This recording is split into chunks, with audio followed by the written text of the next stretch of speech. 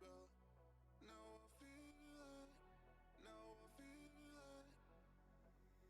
Your demons drag me close to hell. I can feel it. I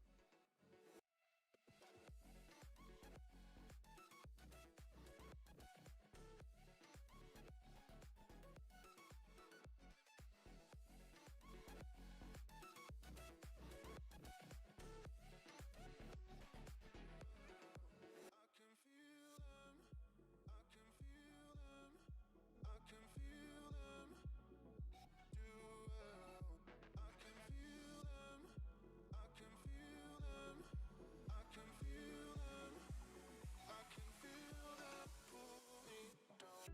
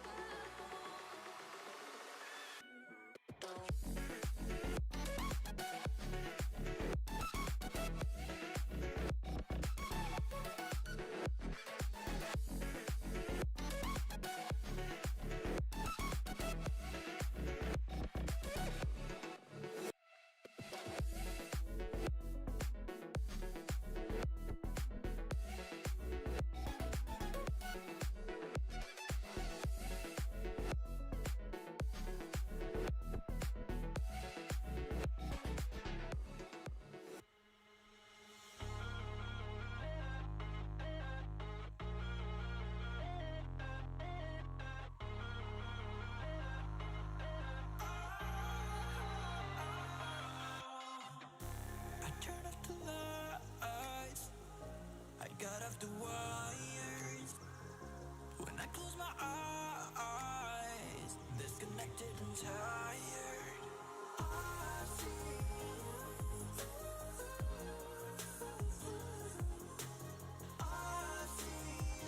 you, yeah.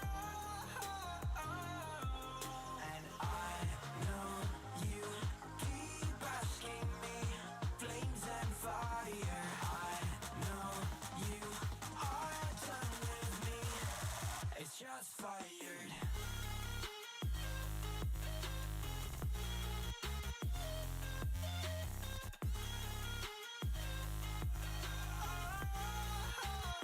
It's just fired.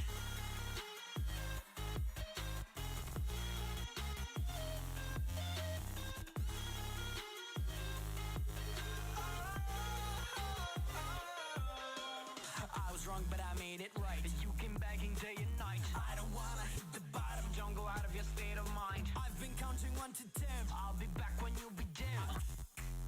With my music again and again. I see, yeah, I see you go down. Yeah, I see you go down. I see, yeah, I see you go down. Yeah, I see you go down.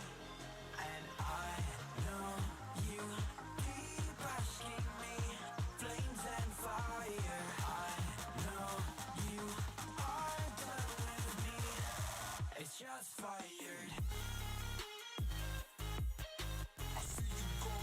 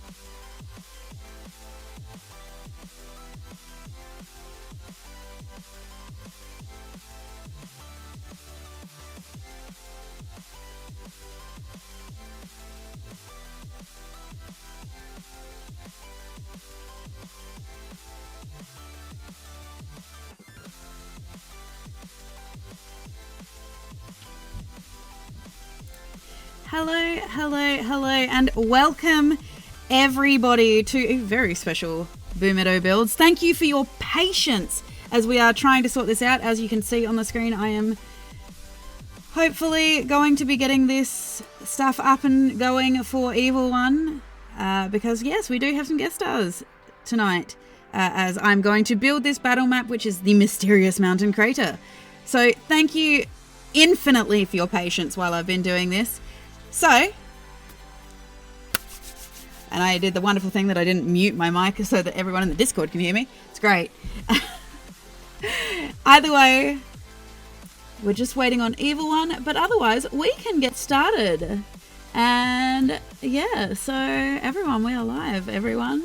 For anyone who is watching out there, I decided to get the group together for a bit of a chat while I'm building this map, and hopefully you guys will be able to ask your questions about their characters. You can even ask questions to Evil One, who is going to be doing some miniature painting.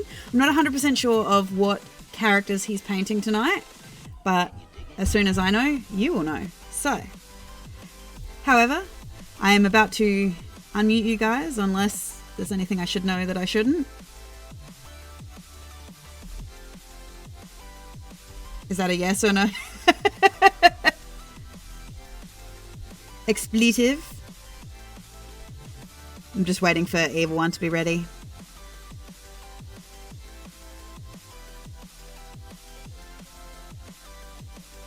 Final touches. Okay. As soon as he lets me know, I will unmute him and we will be good to go. Either way, so I am going to be working on this mysterious mountain battle map, and hopefully, with any luck, we will get that completed tonight. But we'll see.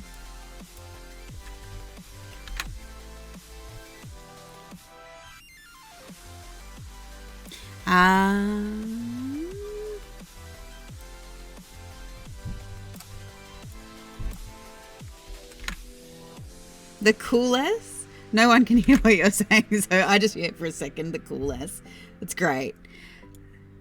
There we go. I'm just forgetting just the fact that I'm kind of wondering what's going on, because this is the texture brush. Foreground, background. Okay, cool. That tells me what I want to know. It's been a while since I've done a battle map, so loading up. So yeah, so as soon as we are good to go, I'll have to fix a few little things here and there, but we'll see how we go. But it's going to be a good night tonight, hopefully. You guys are actually going to get to meet the players behind the craziness. On this battle map,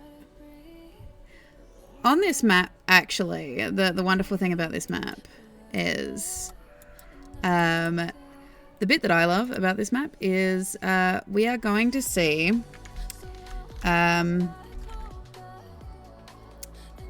we're going to see on the edge over here somewhere is the town. I believe it's called Roland's Rest. Finished Seeker's Respite last week.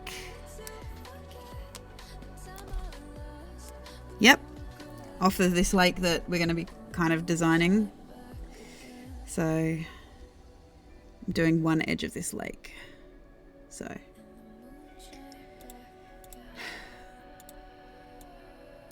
I can't subtract anything, so I can only add. Okay.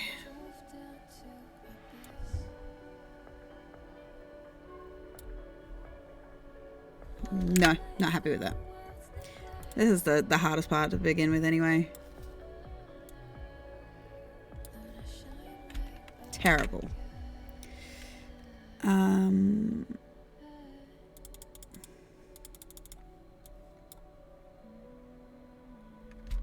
I did not like that.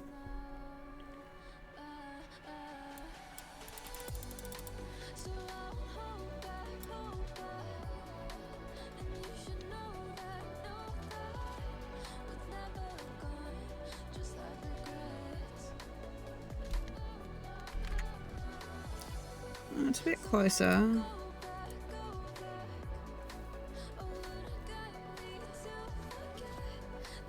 Okay.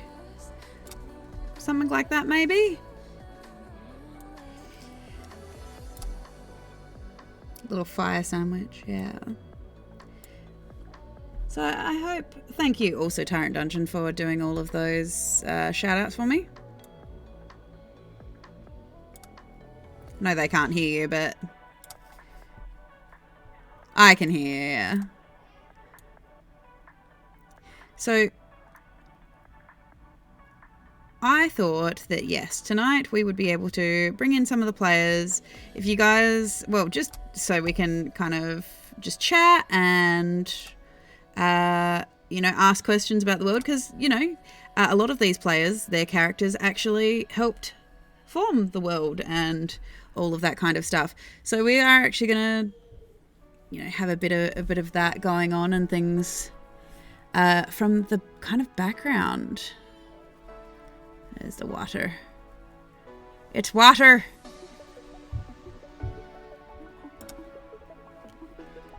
Okay. We're up and running.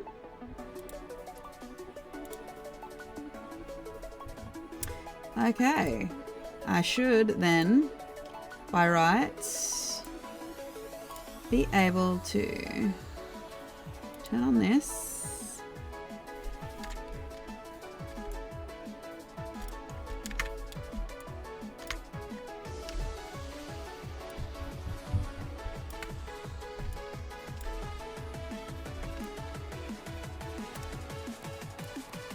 Make it a bit smaller, bigger, all the fun things, so that people can see it from in the corner of my screen.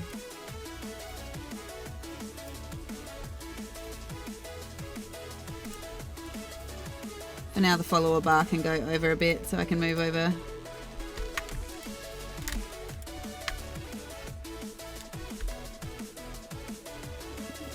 Okay.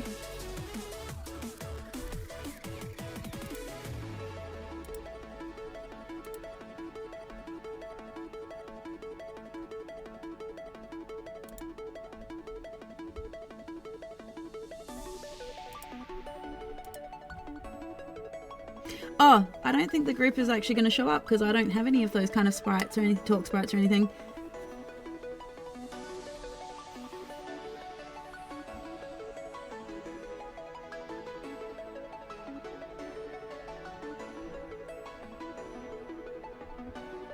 Yeah, puppet, yeah. Well, because everyone doesn't yet have talk sprites and things like that. Keeping that all kind of secret, so. But yes, Evil One is coming through. And I believe you've got my channel in there, so I might even actually cut my channel off of your channel, because nobody needs to see me in... Nobody needs to see me in 2 spots at once.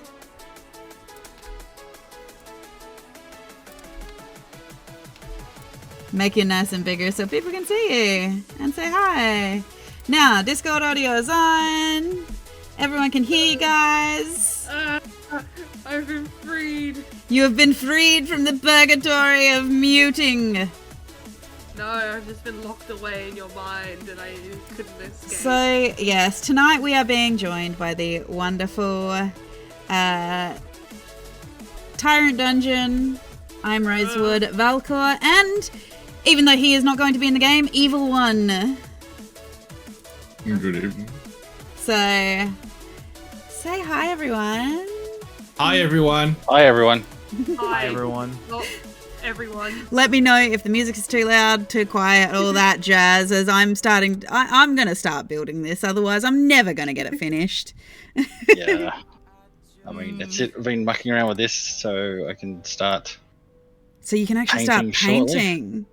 So for those people who don't know, Evil One does GM pretty much all of us, almost all of us, should I say, as well as does miniature painting. I don't know what you're painting tonight, though.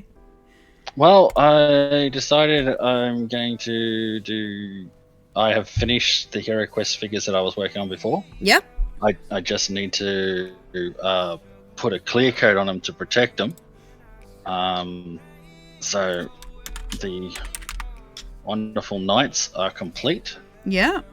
So I've got 2 new Hero Quest figures to work on. I've got a Warhammer character, and I actually went and pulled out. I haven't decided on which D&D character, but I do have some D&D minis.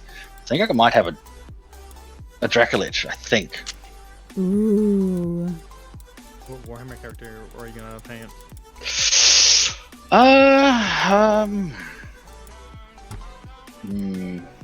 I got a couple to choose from here. I'm not really sure. I'm halfway through a Necron force, so I could either do some more of that, or I've got a large collection of a whole heap of other ones to finish as well as touch up. So there's a few things that I want to touch up on some other ones.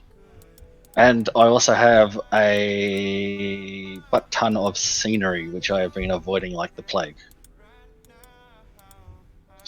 I could even try and fix some of my scenery that was destroyed in the move that I made. Might be an option as well. That's true. But yes, we'll see how much we get done in the time frame. See, yeah, that is always the question, isn't it? How much can we get done in the time frame that is allotted to us? Never enough. It's never enough. It's never enough. But yes, at least with figures, put a color on it, move on to the next one while it's drying, and I can rotate through them. I actually also have some zombie side characters that I need to finish as well. So, lots of board games to paint.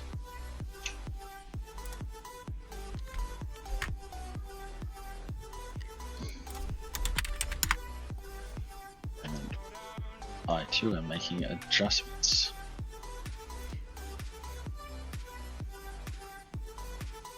Yes, all the adjustments. It's usually the way it goes, isn't it? Well, this is one I've been saying I've been meaning to do for quite a bit, so I kind of need that. I'm gonna have to keep your channel open behind, otherwise it does not like. No likey. No likey. No likey. But yeah, so we are actually a week and a bit out from starting the State of Anarchy. To my best efforts, everyone will not be joining us. However, if you like his content, you can actually catch us over on his channel playing some chaotic characters, frogs, Star Wars, Power Rangers and the like. So if you like what he does, head over there. Oh, he's okay. I mean, when we're not all trying to terrorize each other. I mean, we haven't actually told Rosewood the outcome of the fact that of what happened. The Jack and Yobin saga, the fact that the Jedi stole credits, the fact that Jack has sold Yobin out to some bounty hunters. Oh, I didn't know that part. Well, it tends to happen when you try and barter with your best friend as the winning prize in a race. Need a favor. Can you just make sure my Twitch is working, please? It is working. I can see it. It is? Okay. Yeah. Thank you. My system didn't want to do it. It's having a hissy fit. That's what happens when you try to do this stuff on an ancient system. On a monolith. What a mood. At some point, I'm assuming Tide Runner will swoop in as well and tell me to save. Probably. He saves up all his channel points to remind me to save. And I deliberately don't do it just to annoy him. Alright, what do we got here? That'd be a nice one. Halo. Oh, there's Draco. Lich.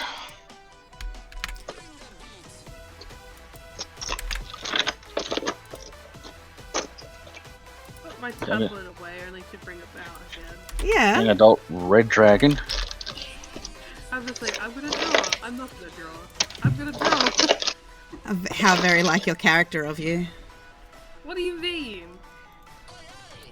Oh, at some point I started At Eton. some point, Tyrant Dungeon, your character from the Saturday game. So Tyrant Dungeon is playing the wonderful Professor Bow Smells. And I'm pretty sure at some point someone is going to open a door for him and he's just going to hover near it because he wants to go out the door, but he also will not go out the door. No.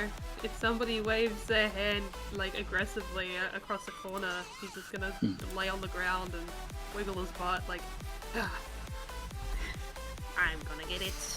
So Rosewood is playing... How about, actually, instead of me introducing your characters, why don't you tell everybody about your characters? Who are they? We'll start with Professor That's a Bowsmells. good Who is he? That is a good question. A really good question. Are you telling me you don't know yet at this point? No, Dude, you I don't know who basically I unlocked am. my brain right now. Well, Val is a Tabaxi warlock. He is something of some kind of creature. Some kind of being that should not have existed. He's like a little chaos. Some kind of chaos monkey. Yeah, he's a chaos monkey without being a monkey. This is true. That's just insulting the monkeys everywhere. Well, he's a cat, not a monkey. He has the energy of a monkey.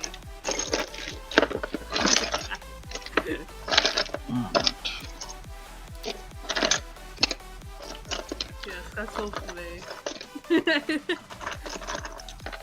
I think I found some Hero Quest things to paint for Rosewood, actually. Ooh. Kobold Sorcerer, Kobold Warrior. So yes, Just when I think I can get away, I can't get away. from kobolds. Yeah. Rosewood has a history in my games of, and it's just through... Being bullied? Yes, I do. Thank you for pointing it out.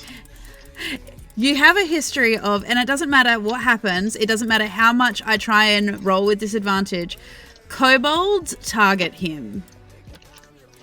Like, the number of natural 20s I've got to hit him with a slingshot is insane. It is literal insanity.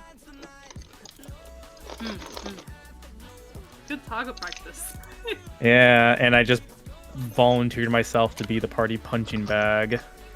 I mean, have you Yay. though? Have you? Unfortunately, yes. I considered going into a fighter after we had already set my class, and I was like, how much would that irritate Tegan if I just suddenly change my class after you've kind of already been making stuff? You can change your class. No, I'm not going to. Don't do that. What do you do that for? See? what? That's what I'm saying. Do what? Agree to let you change your characters if you actually really want to? How dare you? What do you mean? How dare you be supportive, Tegan? Jesus. How dare you support it? Wait, you always knew that I was like this, Valcor. I know. I've let you do whatever you want with your character. Too much. Too much freedom. It's too much. I need boundaries. From what, yourself? Yes. You laugh, but it is true. This is the problem. I've given them too many choices, and now they're mad. It's like me right now of, oh, I'm going to go look at a house here in a few hours. I should probably go to bed. Nah, I'll just stay up. Yeah, just to stay up. 3 a.m. and then just not go to sleep until after my next shift. Well, we love having you here, so... Yeah. Where is my... I actually have like a little map that I'd made up for this specific situation, so just in front of me, I'll just... At least you're making progress. I still haven't. You haven't decided. You can't decide. I'm grabbing a few things out. Some kobolds I have floating around. Actually...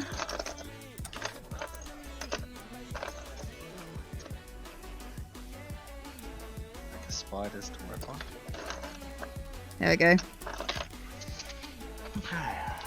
Well, Baylor is a bit big, Red Dragon's a bit big. Got a Etten, Dracolich.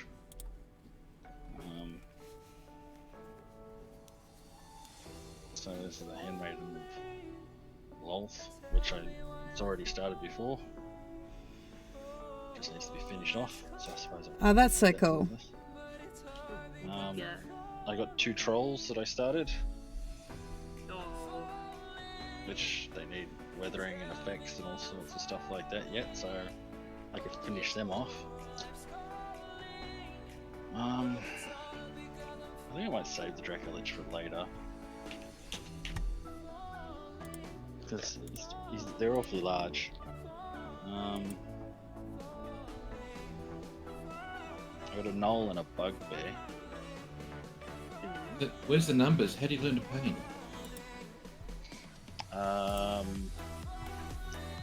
Well, I haven't learnt to paint, as you can tell, because they're not that great, so... Oh, rubbish. Rubbish. Don't know what I was thinking here with this guy, but... See, that's the beauty of paint. I don't think. I slap paint on it and I go, hoo, hoo, hoo, I'm good. Alright, Call it a day. so there's 4 D&D characters that I'll finish off. I've got... That's ambitious of you. You must have taken levels in Bard. 2 rogues from Hero Quest. I'm glad that somebody I wasn't going to pay that one. Yeah, it wasn't worth it. I fought it. And I'm not gonna lie, I was a little bit slow on the uptake. And I was like, hang on a second. Yeah, but you have the excuse that it is ridiculously early for you. Late, technically. I mean, depends on what kind of glass it is for you. I'm at a computer.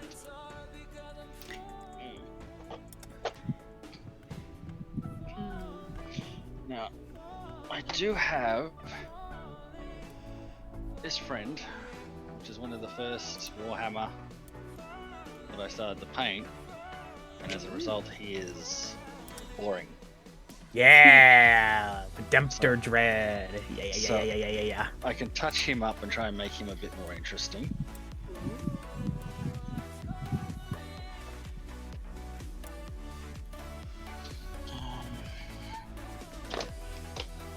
So we'll tackle that.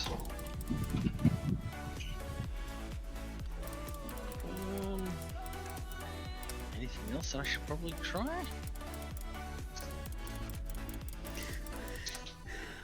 Before I do any more grass and things like this, I need to look at my options for cliff faces.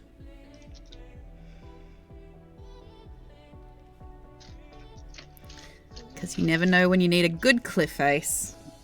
You never know when you need to unalive a person.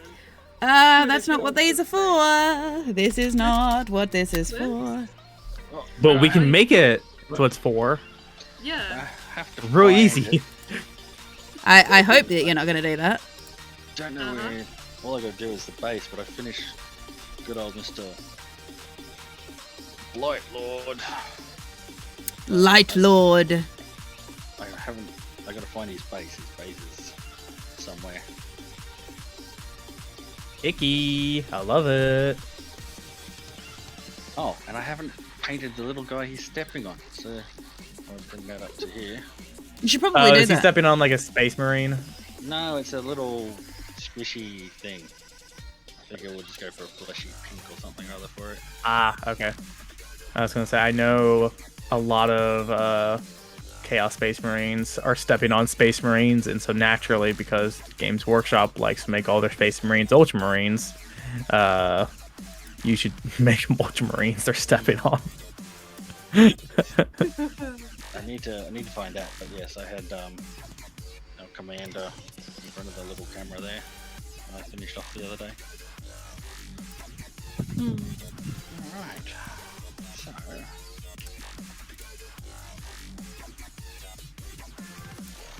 let's see.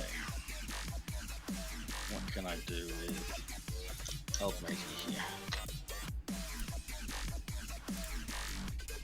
This is some hardcore music to build to right now.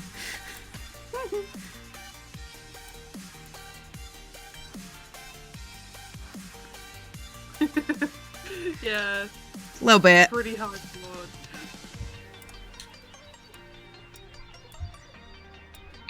There's the key. You found it? Alright, perfect.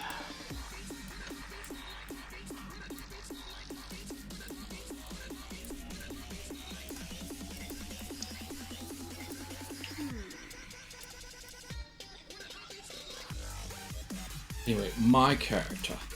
Yes. Tell us about your character, Valkor. Your character is a very unique character, considering the rest of the party. I love the fact that your character... I do love the fact that your character is somehow simultaneously one of the youngest members of the party, while also very clearly being an old soul. The Raken of the Battlemap Rangers style. Parkour. He's more a noir style detective.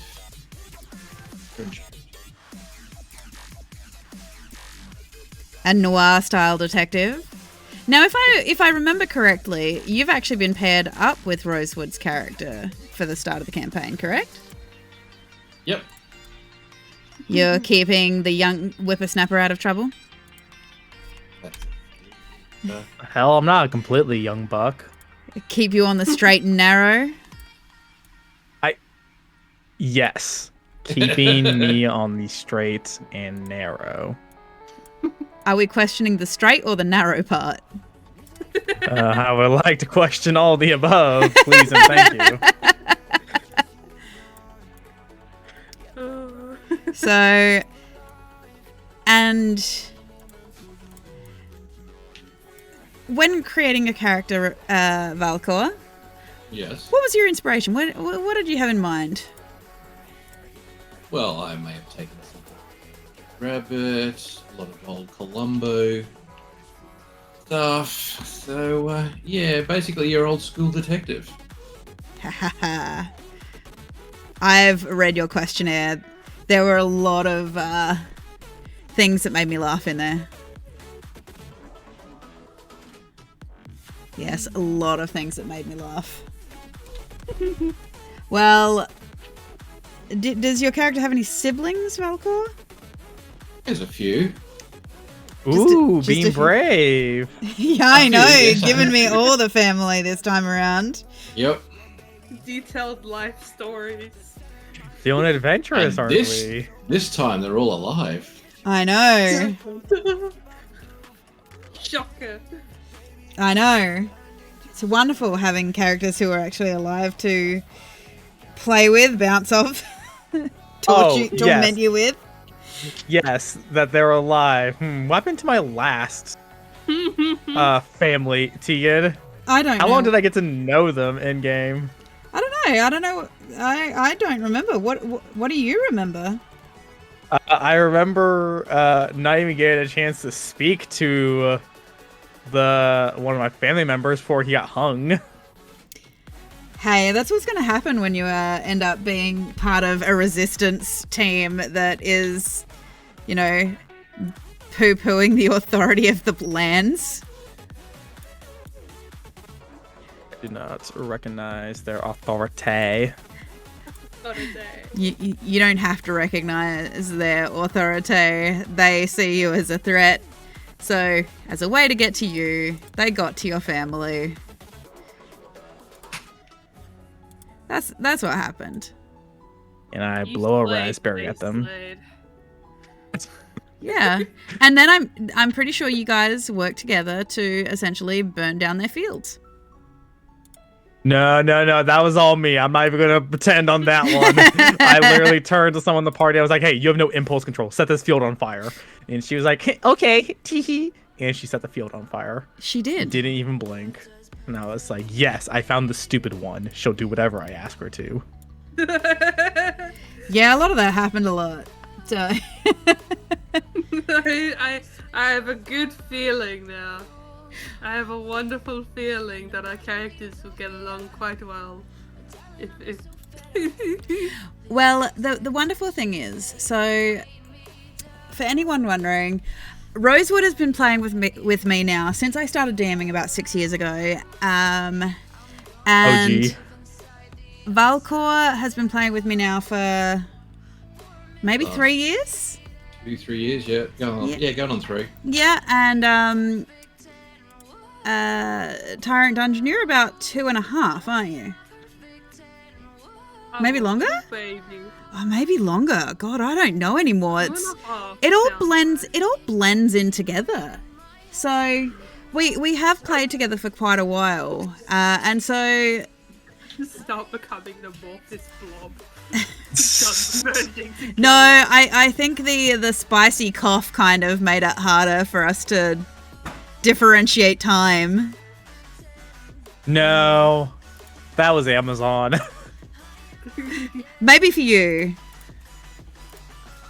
See, I pre-gamed COVID. I already rotted my brain before that shit happened. Oh, true.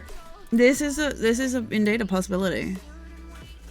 See, big brain moves just predict the local pandemic and just rot your brain beforehand.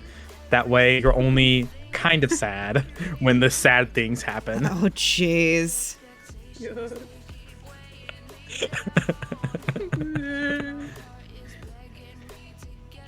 I love playing with these guys. They're not at all depressing. Yeah, I've only cried twice this week. Oh, jeez. But yeah, so I thought it would be a good idea. I don't know why I did that too. Why do you think this is a good idea? Bring everyone here and, let everyone meet some of the players and, get to see some awesome mini painting and... Because the mini painting is awesome. Is it not? Really awesome. Well, I've only just put scratches on, so this is one of the first Warhammer minis that I've ever painted, and so it's literally just blue and gold, and there wasn't much to it. So I've literally, I've just put that so it looks it's scratched up. Hey, you can't go wrong with good old blue and gold. So I'm going to scratch up the blue as well, but so far I've only done the gun. These fingers, which is probably going to be a bit hard to see on that camera. There's some, if you get the right light, you can see the shine where it looks like there's some scratches. And I have just finished working on, if I get the angle, there you can see some of them there. What are these? I don't like these cliffs. I hate all of them. I'm just deleting them all. But they look like teeth. No, it looked like a frilly ruffled skirt and I didn't like it.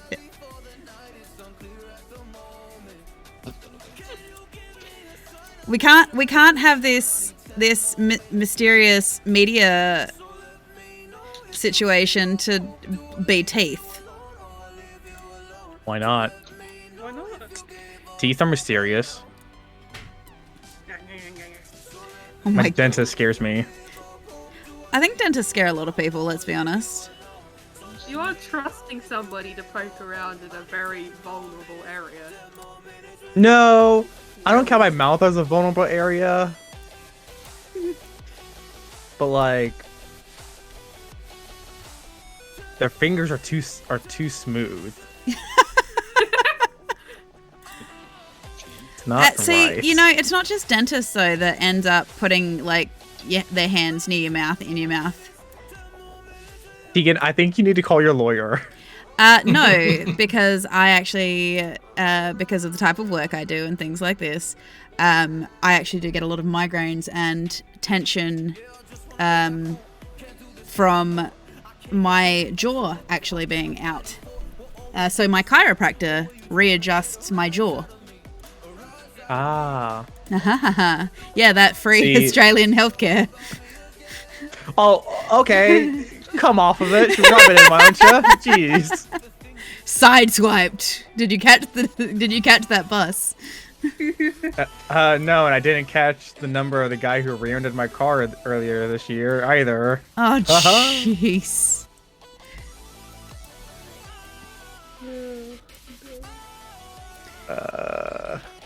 But yeah, no. Go ahead, rub it in. You should just at this point, Rosewood, move over here. It would be astronomically expensive Yeah, for but think someone who has no money. but think of the savings. Okay, how am I gonna pay for everything to begin with? Start an OnlyFans. I don't have a job. I don't have a passport to get into Australia. We'll visit America. Wink, wink. Do we think Andrew could? Wink, wink. Do we think that Rosewood could fit in a suitcase? No, I eat too much Chipotle for that. I forgot. We're gonna have to preface that we're not sponsored, should I say? Not sponsored, not affiliated with Chipotle. But hey, I can be a sellout. Chipotle, you know where to find me. Please, probably. Yo, I rep your merch. You do. I mean, Tyrant Dungeon, you laugh, but Rosewood does actually. No, I believe it. I believe it. Oh, they spend whenever a merch drop happens with Chipotle, Rosewood's there, man. Yeah. Yeah. Yeah. If I had money, I would be getting the jacket with the McClucking the Chipotle symbol pepper thing. Here, let me show my ignorance by fumbling all my words for the brand that I want to give me money. You mean English. the pepper chili? Yes, Yay! I think.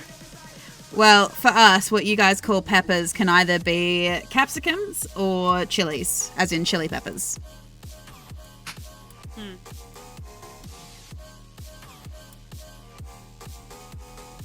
So is this looking adequately spiky yet?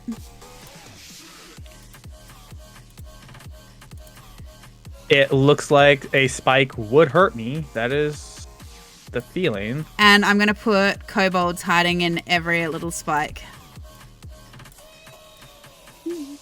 That is a thing you can do. That is a And thing. that's their name. They're all called Spike. At this point, Oh, Rosewood, you should just adopt them. Please. Just adopt the kobolds. No. No. Why not? You know that they would love it. Because they would murder me in my sleep. Really? Probably. Knowing my luck with kobolds, probably.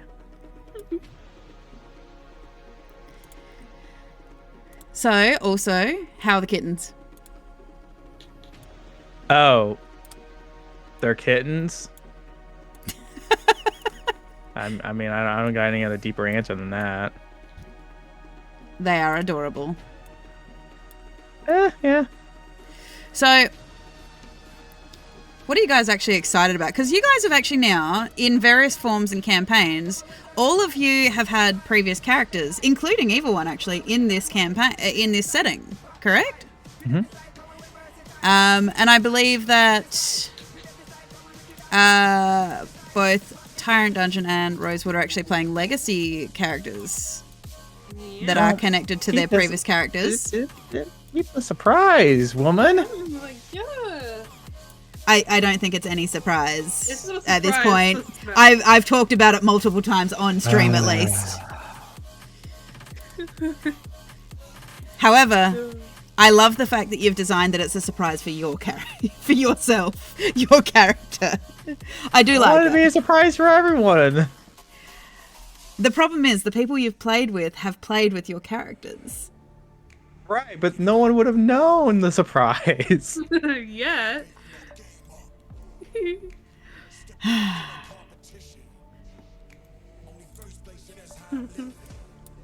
This is where your acting skills come in. You have to act surprised.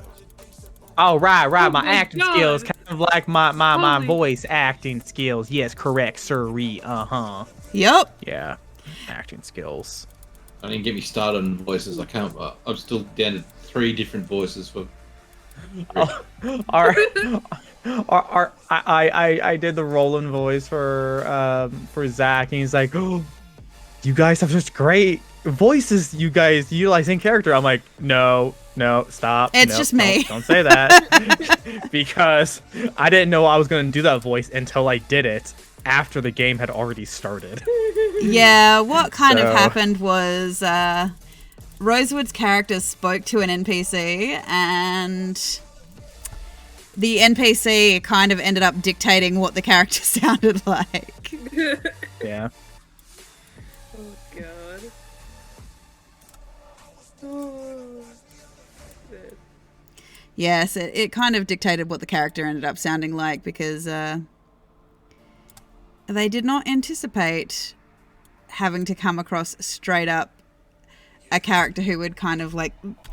I don't think that they even had a lot to do with your character. They just knew your character. Yeah, I think you try to imply something with them, be like, "Oh, yeah, your character knew each other. She was trying to flirt with you." And I'm like, "Okay, yeah, psych, I gotta go burn some crops." Sounds about right, let's be honest. Yeah. And so Valcor is also still currently playing in this world, but about 60,000 years earlier in the campaign, That is right, yes. Professor Sabata. Yeah, he's got Savannah. No, I am a professor. Yes, I am very smart. Yes, I am He is actually very smart. He Yes, I'm Savannah. he at least started the studies into some of the weapons that another one of your characters, actually Rosewood, ended up getting involved with, the firearms. Oh, yeah. He invented it, and then obviously the world went through a technological dark age because of reasons. That, I mean, if anyone ever wants to know, they can ask about them if they would like to know that part of the campaign and that part of the world. But yeah, then they were lost, and then somebody found them and made new guns. And now I have a handheld grenade launcher. Pretty much. Sabata, the father of modern warfare. Modern warfare. Maybe. Do like that. You're also like the major consumer of cheesecake in the world too, I believe, as a god. Yeah, that's right. Oh, yeah. Yep, Marshall, Yep.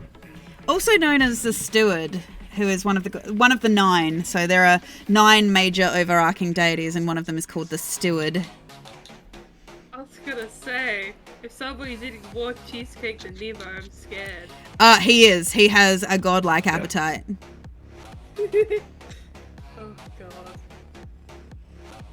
So yes. Hey, look, a coconut. Coconuts. So what are you doing over there, Evil One? You've been very quietly assembling away. Well, you've been discussing characters, so I wasn't disturbing, that was all. Well, I mean, you've had characters in this world too. I think we sat down and tried out to figure out the other day, didn't we, that they're... Other than one era of one version of this game,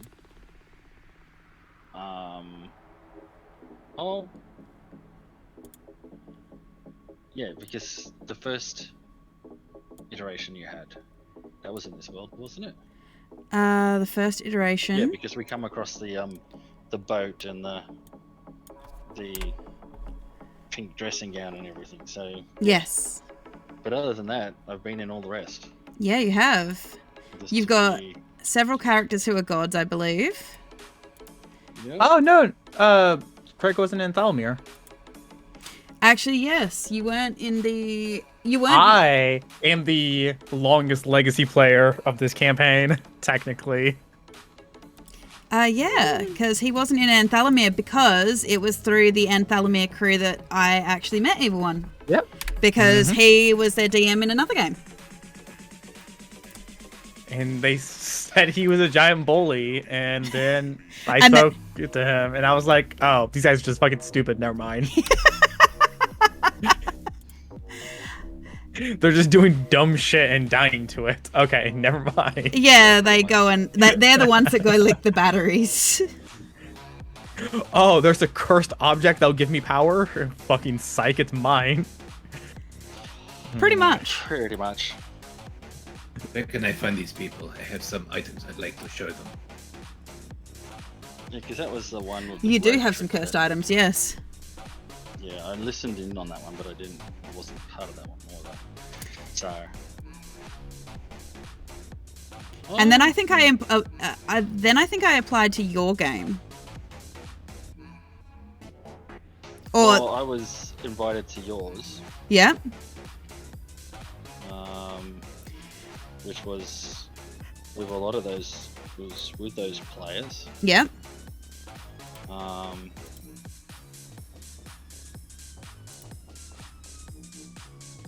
Yeah. And then I've been in characters. What we've had: Tane, Kane, V, Billy Bob, Nai Shing, Eris. Eris. Trying to think of who we're forgetting. We got Arashi. Arashi, yeah. I think that's everyone, isn't it? I think.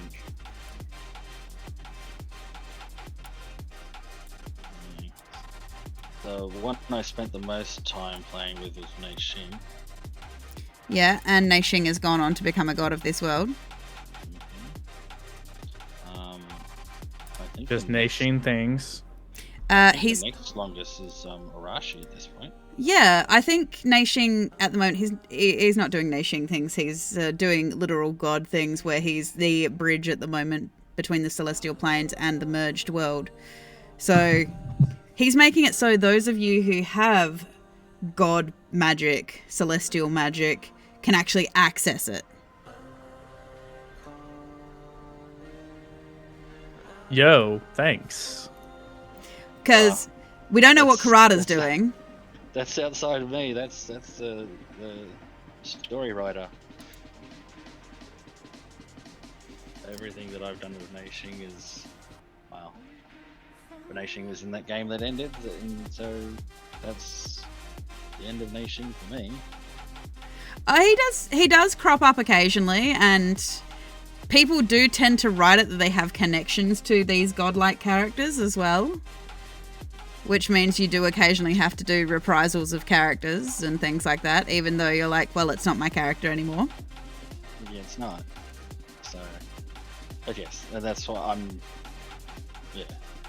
not in this new one, and all my characters have been moved on to be story bound. So, there we go, some scratches. And he's actually done some stuff. Yeah. But yeah, so I've had fun. I've been in how many worlds? Four? Well, this is the one the world. Yeah, I know, but like how many iterations? You've been in every iteration, every campaign of this world.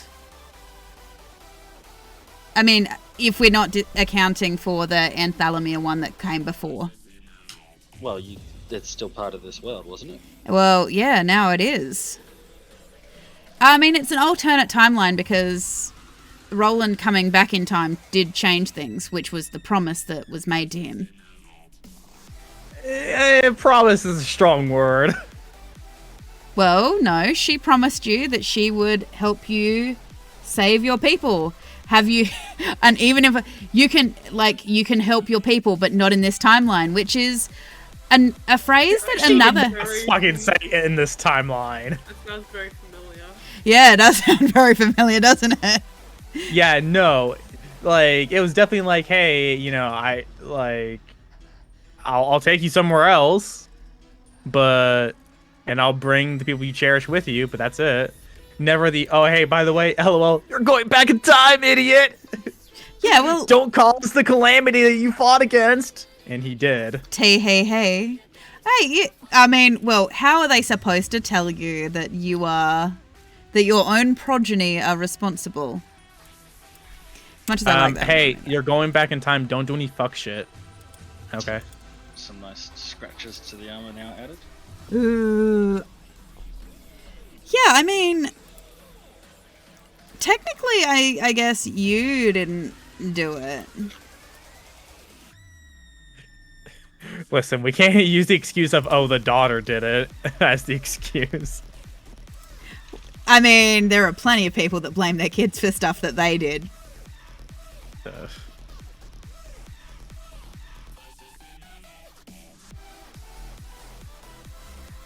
Hey, and for let's also point out, despite the fact that we're like, oh, your daughter was like the first witch queen, let's also point out the fact that your son is also the god of valor in the world.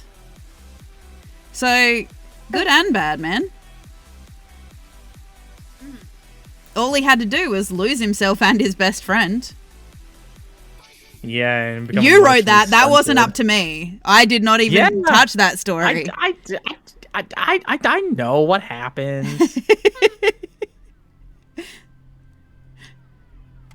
Meanwhile, Tyrant Dungeon's like, I'm gonna traumatize myself. Ain't happening. Ain't happening. I've told you, it ain't gonna happen. No way, Not sister. this time around.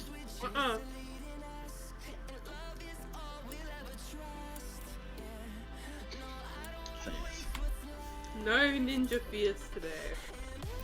Well, the ninja fears, I believe, were caused by others, were they not? Oh, yeah. It's like a mix. Have you ever seen a ninja? No, you haven't. No. Therefore, ninjas are real. Like a purple orc. You ever seen a purple orc? No, you haven't. Therefore, purple is the stealthiest color. But yeah, like literally, I remember. Have you ever been killed by geometry? Yes. Aggressive geometry, yeah. Therefore, geometry is deadly. Man,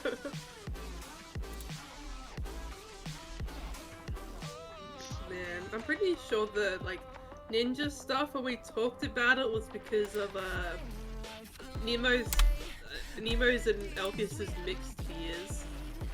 Elphius is more for the what are they called? Oh, look at the derp. Sorry, I just looked at the art channel. The derpiest of boys.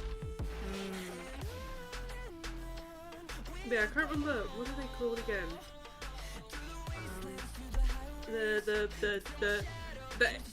The lizard people. I want to take over the world. I'm blanking.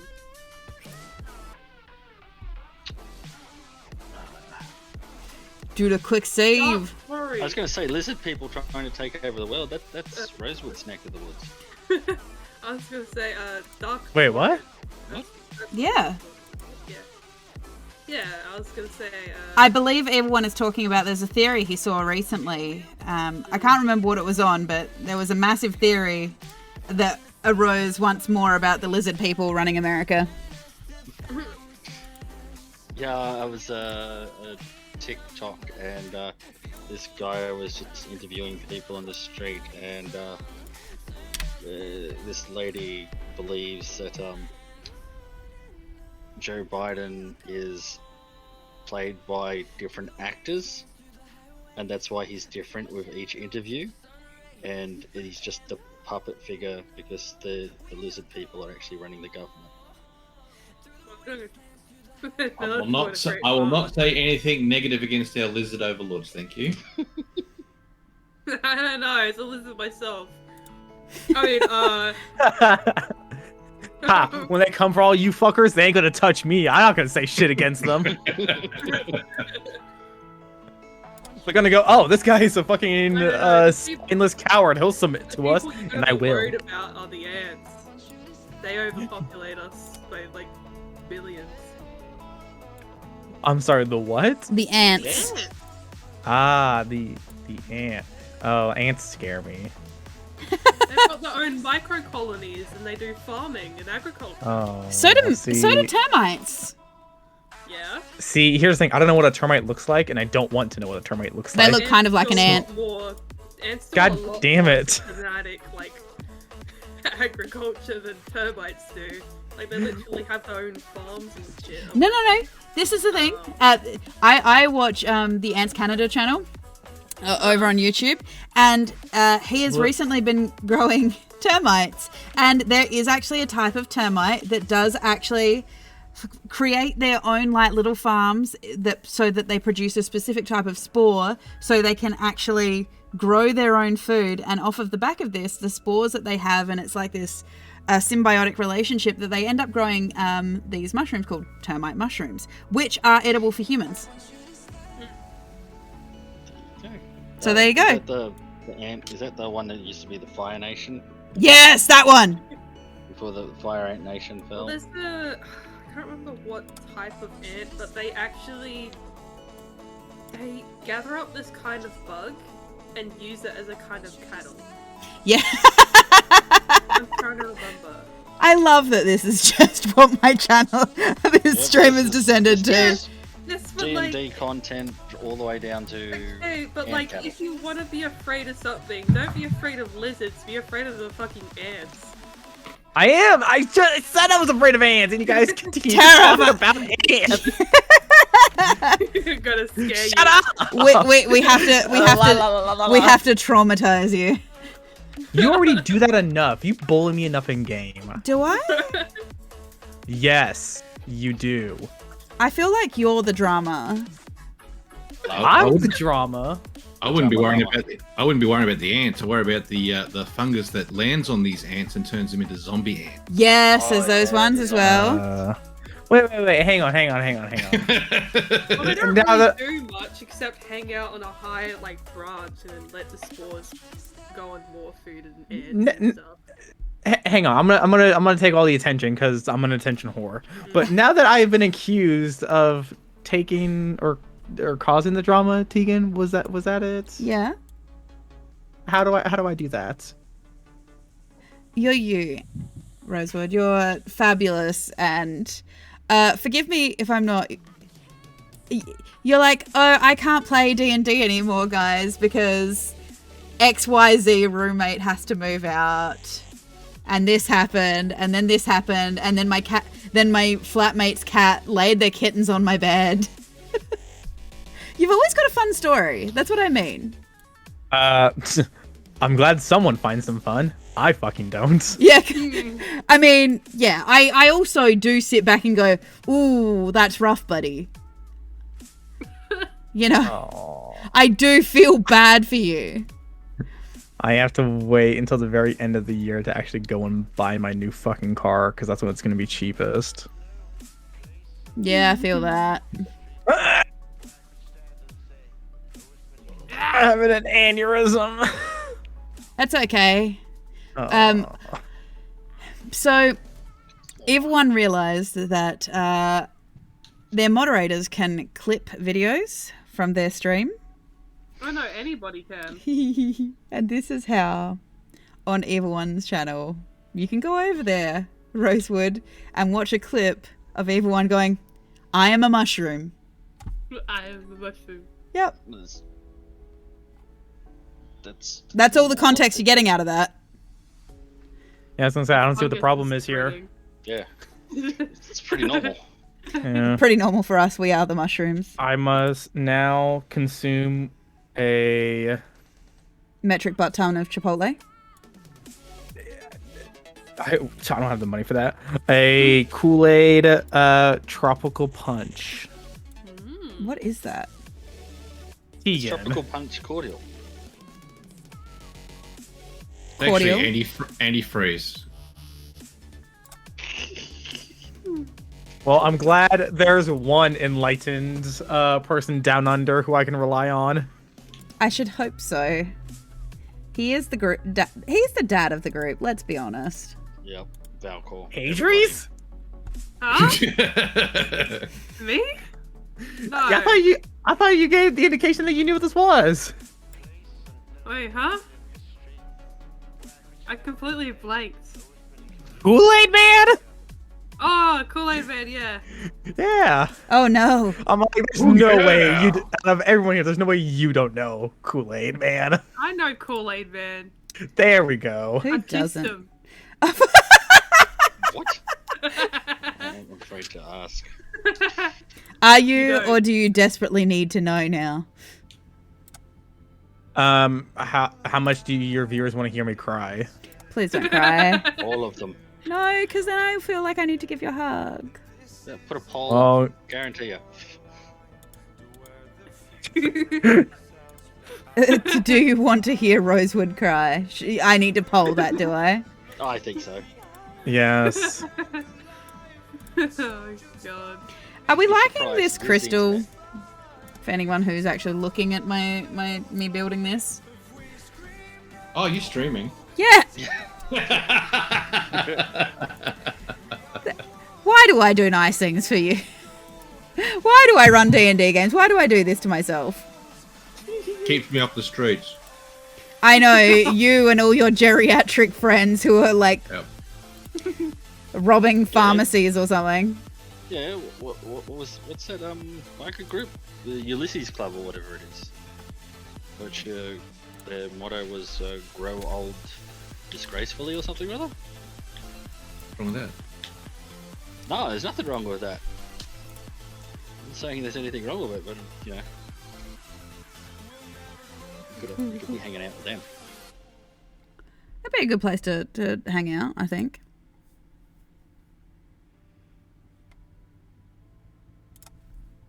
I don't know. You don't know? I don't know. Kool-Aid Man consumed.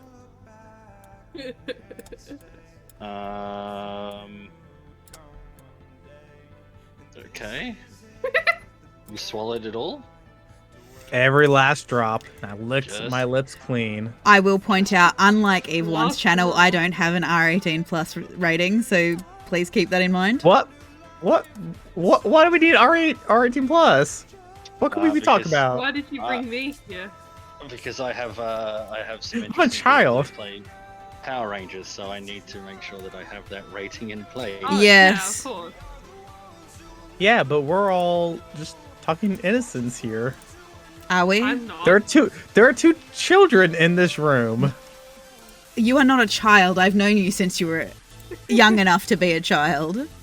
No, I'm a child at heart.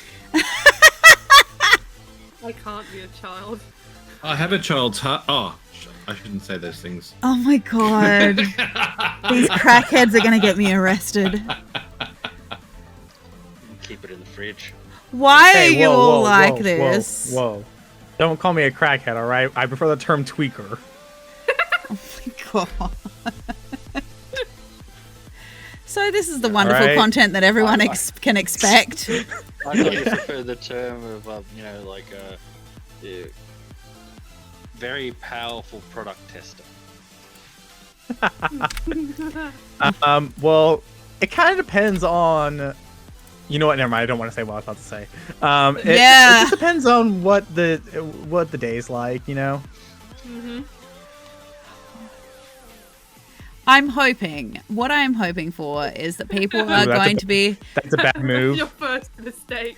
I'm Hoping. hoping that people are going to be thoroughly entertained by you guys. You're gonna have to put a rating on. Is all I'm gonna tell you. It's not gonna be clean. Why? We both know we're not gonna be able to keep clean the entire time. I've managed so far in all of Evil One's games. I think you're the only those until a So, like, grumpy wait. mother comes That's along harsh. in your DMs. I have kept relatively clean, haven't I? I mean, you can will- attest to this, will. Valcor. Hmm. We do play together in Evil One's game, so you can attest I've kept it pretty clean. No, I'm not Reasonably. concerned about you being clean. Well, no, I would be No, concerned I about. can't. I'd be concerned about Boomeadow being clean because most of the time in the Star Wars, when they start giggling and like, oh, I can't say that out loud, so I'm just going to post it in the private Discord so the general public can't see it. At least it's not affecting your channel rating. So hang on. What would we not be allowed to say during the Saturday game? You can't. We're gonna say right now. Well, no, Yeah, I was gonna say let's get this list Well- drawn out right now. Well, you can't say beep or beep beep. Yeah, or beep beep. Tyrant Dungeon can actually probably tell you. Well, Well, it depends if you have a rating or not, because the thing with the mature rating thing is it's like, oh, we like deal in mature content, and it might not be suitable for children. Therefore, you don't get like angry messages from kids' moms being like, "Child, watch this! How dare you say me?" and the best part about that is somebody who has children, and some of our players do have children. I'm sorry. If you can't monitor your children's online habits, that is not my Yeah, but problem. it's- I know, but there's a rating there. And it's just For like- obvious it's better reasons, just- yeah. Yeah, and like, I doubt Saturday is gonna be squeaky clean. It's not going to be Let me squeaky tell clean, you. but I don't think it'll be worthy of a rating. I think because, as you pointed out, we probably don't need a rating for Star Wars. No, Star Wars is pretty clean, and the Grung Gang is pretty clean. It's Power Rangers that is Yeah. not even remotely close to being semi-human. It's very Australian. It is very Australian. Oh my god. There's a whole heap of Australians pretending to be Americans, but still acting like Australians. Let's be honest, I'm the only one that's acting American. I think I found the best picture of the Kool-Aid Man to ever exist. Oh gosh. Does he still have his pants on? Put it. Yeah, he has his pants on. Why is that the first place you went? I know. I know. I put it in like general. There we go. Oh dear goodness. It's great. It's great. See, Tegan, if only you had put up the thingy to make me cry, we wouldn't be having this problem. I don't want to make you cry though. Oh well. Seems like you're the only person around me right now who's trying that. Hey, don't be like that, because let's be honest. We don't want you upset. We don't want you sad. We want to look after you. I just No. found. I'm indifferent. I just- God. No, my roommate's just giving me grief over something, and I'm like, well, okay. Oh man. Hashtag LOL. Just gonna go cry real quick. BRB. Oh, don't cry. Yeah, as for Yeah, that was strange. censorship stuff and what you should and shouldn't say, I guess, it's basically don't swear too much, like every sentence or every like second word. We're usually pretty good, and Valcor also is very creative in the way that they Cuss. come up with really interesting, Okay. hilarious ways to swear, basically, Like kite. like kite. My character just swears in Javanese. I just swear. Nothing special to it. Yeah. I swear, but with an accent. Ooh. Fancy. Too European. Let's swear. Whoa, hang on. Hey, don't you ever insult me like that again. Call me European. Yeah, we all know you don't know where that is.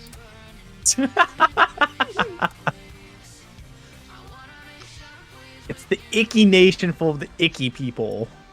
Like the No. French. It's when you go to the toilet, European. Wow, it's oh god. I love I'm allowed to do that that. I'm a dad. you are a dad. Yes, I will point out, and hilariously so. I do have to ask Evil One: is this what we sound like in the Power Rangers game when we're pretending to be Americans and we're just dissing out America? No, it's not even close to Power Ranger level yet. Whoa. What do you mean dissing out America? How could you do that to Lady Liberty? Oh, they are. Lady Liberty is French. I'm waiting for them. Yeah, Lady Liberty's French. Yeah, she hated it so much she decided to turn green and come to America. Oh, she turned green when she went to America. Exactly. Thus, realistically, does that mean America made her sick? No, it. Shut up! There's no healthcare for her. This is what healthcare does to Lady Liberty. Andrew's like, leave me alone. USA! USA! In the land of the free.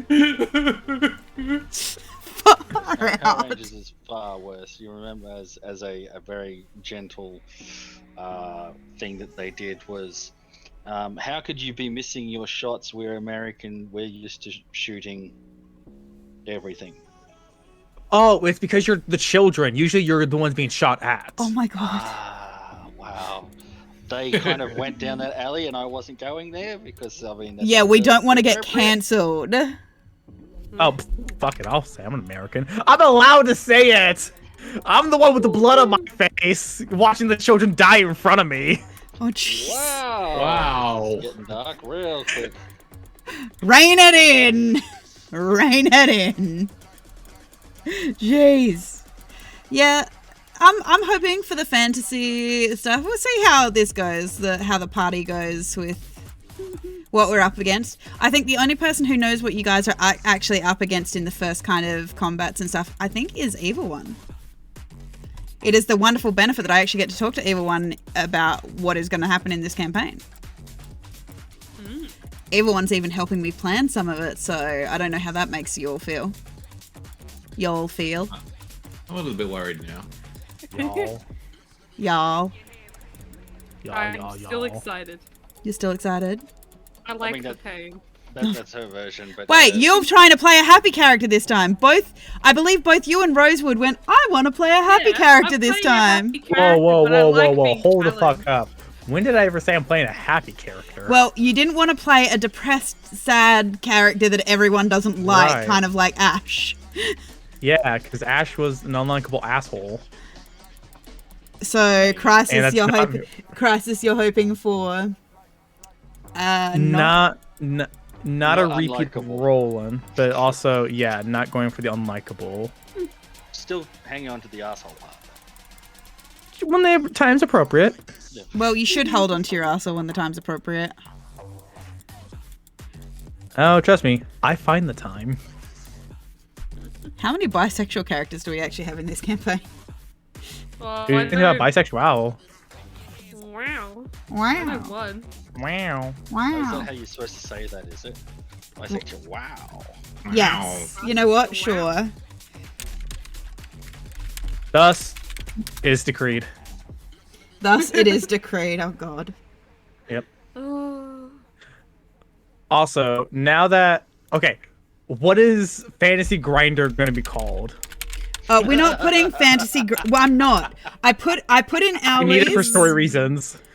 Need it for story reasons. Alright, We're not putting it in. I'm not doing it. So can I put it in? I can't If stop you you have once it we're up in to play. I can't stop you once we're in play. hold on, what's something that Dwarver? rhymes with grinder?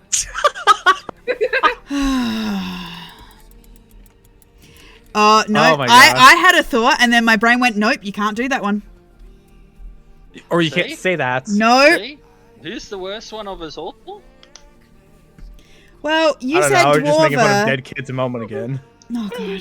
You went dwarver, my brain, and I have to explain my thinking behind this. You said dwarver. Okay. You said dwarver, and I'm like, oh, okay, grinder. So it's a tool. I guess dwarves would use grindstones and things like this. What's something else that you could refer to as dwarves? Dwarves do, rather than like dwarver, because that doesn't make sense. But what is something that makes sense? And then my brain went miner, and I went, nope, you can't do that. No. Yeah, no. I did think for a second recliner. I don't. So Look, there are brothels and stuff still, and places of companionship in this world. Oh, right. Oh my god. I know. need them, but not from me. I have the Wait, best, you don't. I have the best idea. I need them, but not for me. What do you mean? Oh, I'm gonna use one of Hook the your characters son to up. catfish people. Oh god. Okay. Is it okay, the actual cat? Boo. What? What? No. What? Boo. Yes. So, instead of grinder, it's wilder. Why do we Eh. need this? Are we planning on spending an awful lot of time devoting time to this? I have my what? way. Yes. How much is it? I mean, I support this. You're not even in the game. I've asked. No, I'm going to. No. Here, okay, you know Ooh, what? pretty I'll close. I'll give everyone a little bit of insight into what I'm thinking. Oh, did you just look at the stream? What? Oh No, I've been No, not watching. you. No, not you. I heard Tyrant go, ooh, pretty coast. And I'm like, are you talking about me or are you watching something No, else? I said I'm pretty close. Ah. And see, I've almost got enough points to make something become a reality. Yeah. Wait, we can make Tegan do stuff? Yeah. Yes, you can. If you accumulate enough channel points, there are actually down the bottom. There's like a little purple bubble-looking thing with a number next to it. If you actually go into there are things you can actually use channel points for. Tegan, can you give me more channel points? No, I cannot. Why not? I'm like your most Basic- loyalist. Basically, the way that you get more channel points is you watch. Yeah, but you're always doing stuff when I'm asleep. So it's just a one-off. That sounds like a you problem. I've been betrayed. No. That's not how you get new viewers.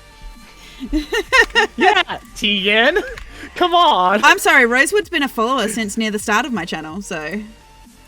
Oh, I see the channel. I don't think Rosewood follows me. Yeah, I do. What the heck? You do? Yes.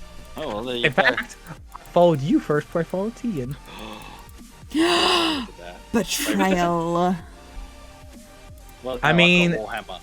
Yeah, I was gonna say It's the man for talks the- Warhammer to me. Yeah. I mean, okay, a good replacement for Tinder would be Cinder. Ooh, I like that one. Why do we need fantasy Okay, pickup okay. places? So because I was gonna let We're you go- put like a fantasy Chipotle in. no. Oh, Fantasy Chipotle is in. There's Yeah. no question about it. There's no question. Their direct So, competitor my- Owlies might say otherwise.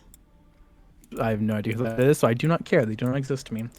So, what I Just was another thinking character. was, hang on. I was thinking a dangerous pastime. I know, Mhm. and I thought to myself, okay, there's going to be some kind of scenario in which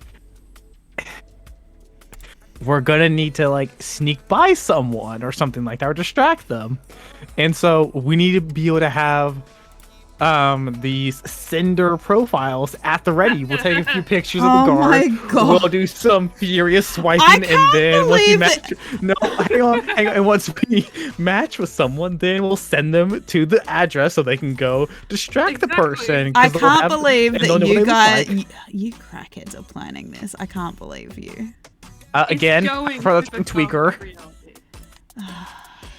Why are my players like this? What did I do to deserve this? Because you encouraged invited us. to your games. I gave you too many choices. It's not You me. gave us so much power, yeah. Didn't set boundaries. That was your problem. Yeah, you didn't set my boundaries for myself. I mean, That's it. It's not me. It's got nothing to do with me. I didn't do it. So you can't put me in on this.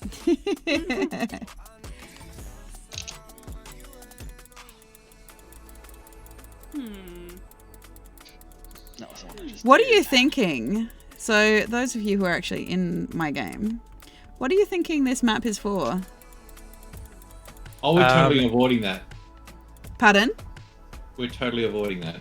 Oh, why? Like, we're gonna see I this map don't come like up, it. and we're gonna go. We have to leave. I don't know why. I need it not be on this map grid right now. Quick, go to another map. Why? What do you think? What do you think it is? But that's standard for any map that should come up, isn't it? Yep. Yeah, If fair you're enough. gonna meta that, oh look, the DM's loaded a map. I wonder what's gonna Go happen back, here. go back to the other one. I know what's on that one. There's no one there to kill me. But I must admit, I have done that. I have loaded a map just to have players panic and then did nothing with it. I just looked it on the screen. I've done that once before to like the 1 or 2 games I've ever DM'd. It was the greatest thing ever. I just put a bunch of random shit everywhere, and I let the players look around. They're like, "There's stuff everywhere. Something's gonna happen," and then fucking nothing ever happens. I'm like, yes. He was smoking across the map. It is the small wins like that. Oh, trust me, that was no small win. It's just gremlin moments. You load the map for a shopping episode, and they're like, "Oh, this isn't good. I'm gonna get mugged," and do nothing other than their shopping. You randomly roll dice while they're talking.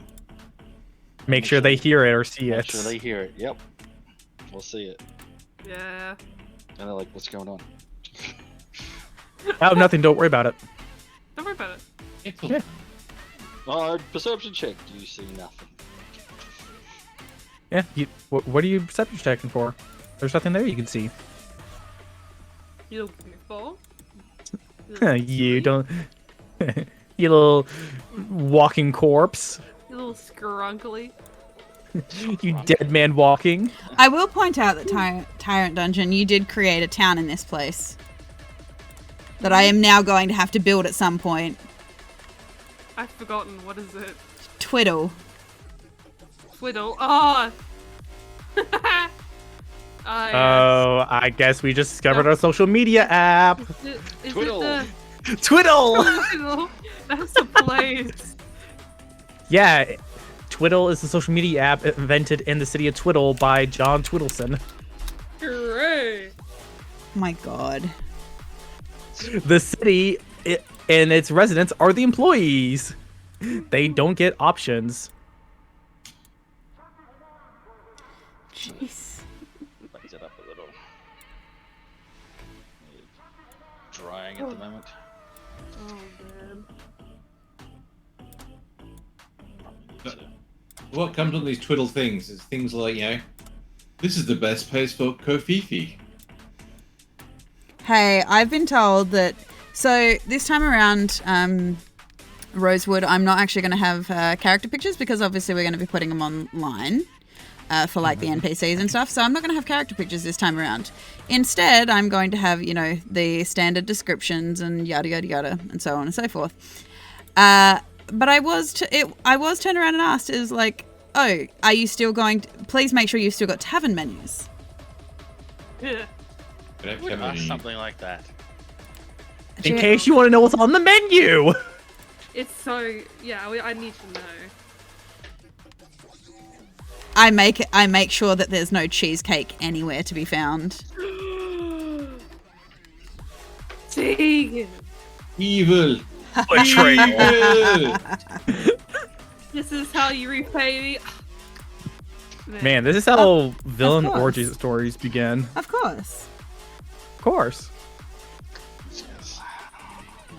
Of course, we need the villain origin stories. The villain origin. Origin. Cheesecake actually went extinct. The recipe itself. It was eaten out of existence by a god. That's what prompts the people to rebel. It's not because they took your liberty or your lives or your children's lives, even though you do that yourself. No, it's because they took your cheesecake. Oh, I forgot last night. You'll like this one, Tyrant Dungeon. Can I have some solid milk?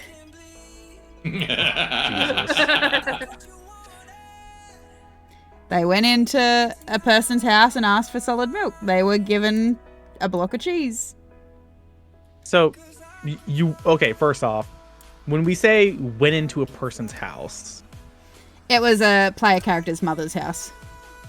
Okay, so this wasn't just here's a house, let me walk inside of it.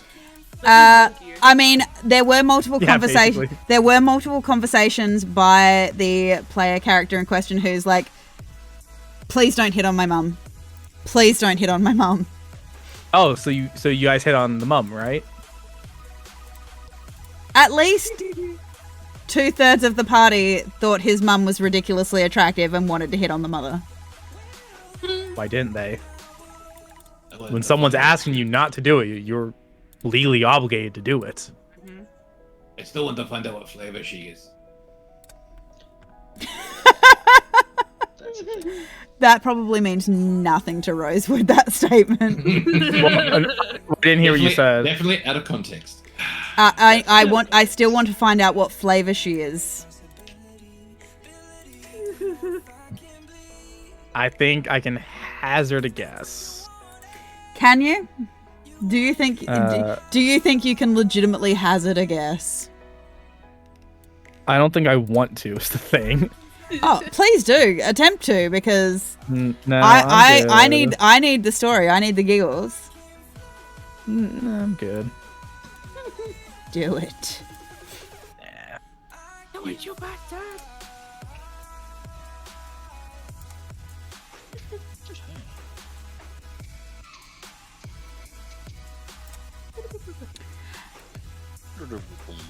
And little do you know that tieflings have switches. Yes. Yes, I do. Oh, that would be something that would actually interest one of your characters, that tieflings have switches What do you mean switches? that turn them on. That turn on their lights. Yes. High beam. Yeah. Their lights. Yes. Yes. They glow. Don't you know that? They glow. They got switches that turn them on and they glow. Yeah. And they come in different flavors. Yep. Yes. Tieflings are different flavors. I feel like you want to ask questions, but you also don't want to get in trouble. Oh, I'm not going to get in trouble. It'd be like, I'd be getting you in trouble with the shit I want to ask. Oh, please ask away, because I'm intrigued to see what you make of this. I'm good, because I'm also a coward. Why do they taste different flavors? Yeah, why do they taste of different flavors, Valcor? Because they do. You taste them. Because you get different. Like, well, Pelikov, he's very salty. Don't like it. Basically, long story short, is when they met the character of Pelikov in the Tuesday game, the black cat character, Sabata, basically just went straight up and licked him because the other party members had convinced him that tieflings have different flavors. Depending on what color they are, they have different flavors. So a red tiefling tastes like raspberries, a blue tiefling tastes like blueberries, and in the words of Craig's character Arashi, grey tieflings taste like incarceration. Because you can't lick a 15-year-old child. 15-year-old grey tiefling. Man, I'm really glad Roland was not a part of that conversation. I mean, Roland could have answered the question. We know what Roland's like when confronted with tieflings. It's like, oh, you guys have a tiefling question? I can answer that. Didn't Roland have like an anatomy book so he could learn about Yeah. tieflings? That was the argument. Yes, Like, that it was a it's tiefling anatomy, and yeah, everyone's like, it's tiefling porn. It's like, no, it's anatomy. That's what I thought. Or no, it's a culture book. That's what the excuse was. It's a culture book. It's you learning the culture about your wife. So she's not mad at you the next time you see her. Ooh, yeah, learn that culture, all right. So yeah, that was the excuse that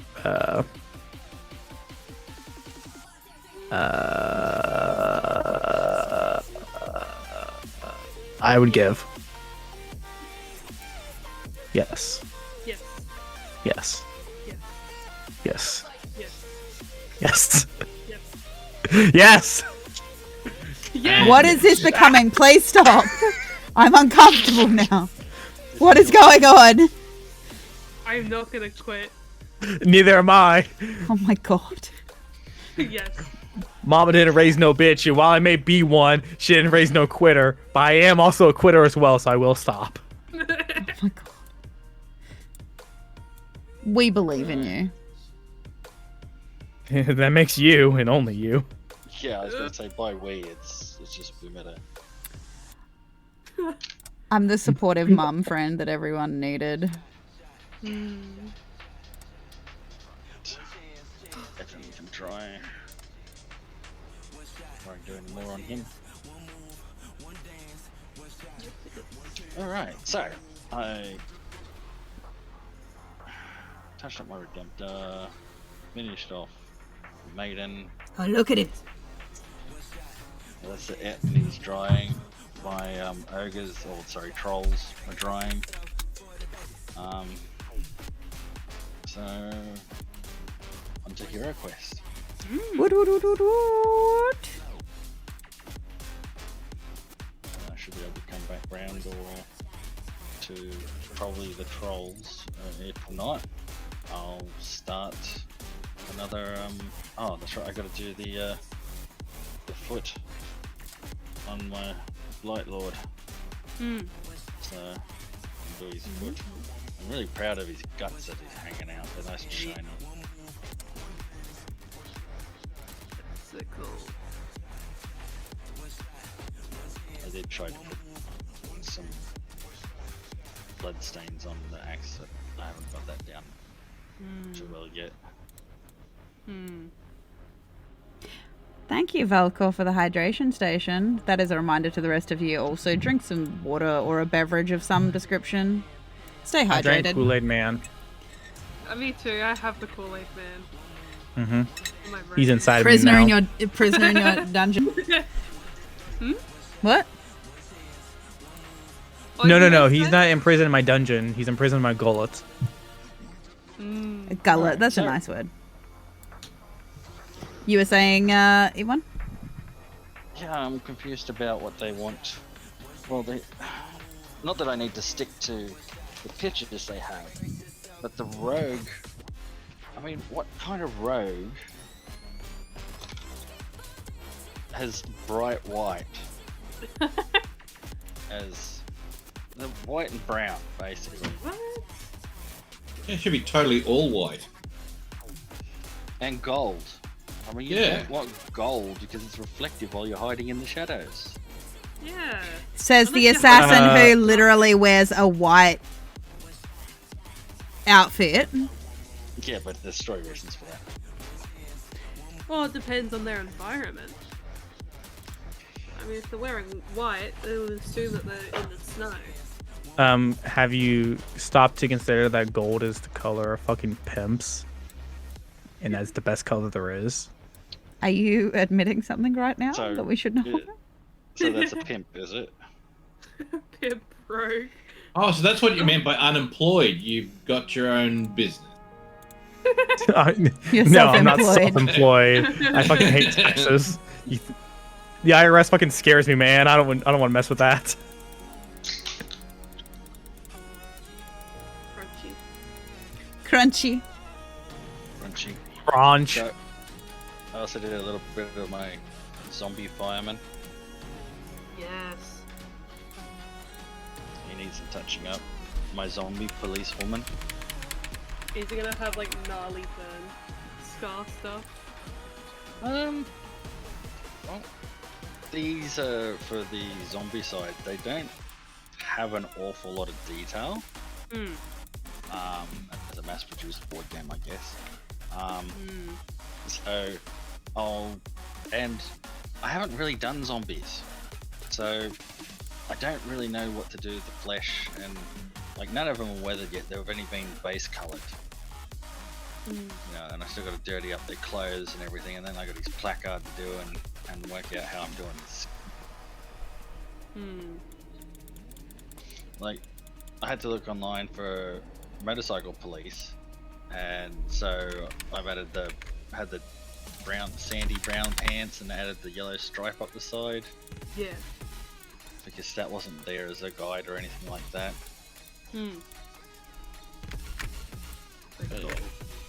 Just winging it at this point in time. Which I might have to do with my rogues, because ideally you'd want blacks and just darker colors that aren't like super out there. I mean, I'm willing to give the blonde hair a go. I'm not really great at hair. I mean, I started out really with the Warhammer stuff, and Not a lot of hair there. not a lot of hair there, yeah. No, yeah. There's a bear in there.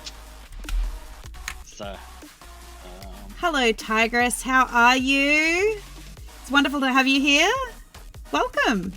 We're hanging out with some of the players from I don't the stream from the game, and the wonderful evil one who is doing some mini painting over on their channel. I suppose I could do one in black and the other one in brown. Tigress says hello.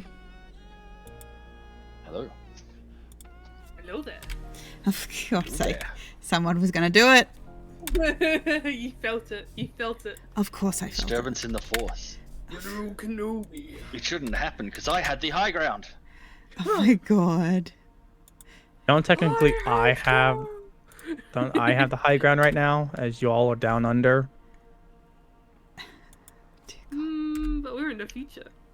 Yeah. So it kind of I'm balances okay. How are you? Does it? Literally, you'll never catch us. Yes, Tigress. I'm okay. How are you? But that means you can't defeat your past. out. Well, the thing is, you're gonna have to run down a cliff, right? I hope you're doing well today. We're already down under, so we can just keep running. And What cliff? I'd like to state as an example too. So you're saying you can't defeat the past. Well, I can delete my browser history anytime, so that's like deleting the past. So Exactly. checkmate. We can delete you from existence. See, I try telling the IRS that I'll just delete my browsing history and all the payments I made, and suddenly, you got unpaid taxes. Suddenly you're getting audited. Oh no. That's rough, buddy. It's rough. It's not happening to me. I suppose that's Dude, good then. If I was getting audited by the IRS, I would not stop bitching about it. Everyone would know. Like, you would go, "Hey, Andrew," and then you would know the next 20 words I'm to say word for word, because I would say them the exact same every time. I'm being fucking audited by the IRS. God, and just rage and fury, and you all would know it all the time. Sounds about right. Alright, so I'm going with a black and a brown. Who have I picked up? I would have thought a dark forest green would have been better. For rogue? Oh, yes. I do have a druid. There's a druid coming out for the game. I'm just going to use a lot of greens for that one.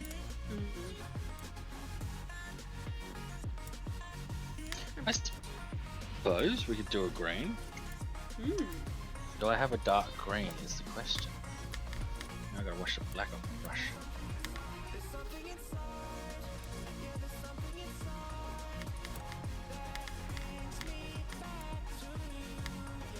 A dark forest green. I have a whole heap of paints that I haven't put away. Nope. Alright, time to grab the paints that I have put away. I think I might clock out. The tired. Yeah, no, that is absolutely fine. Thank you for coming and hanging out with us, Tyrant Dungeon. Well, you're so old. You go to bed.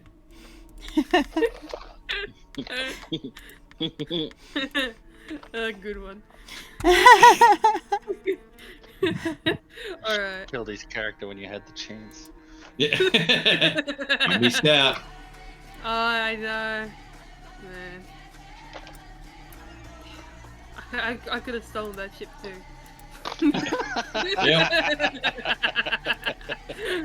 Alright.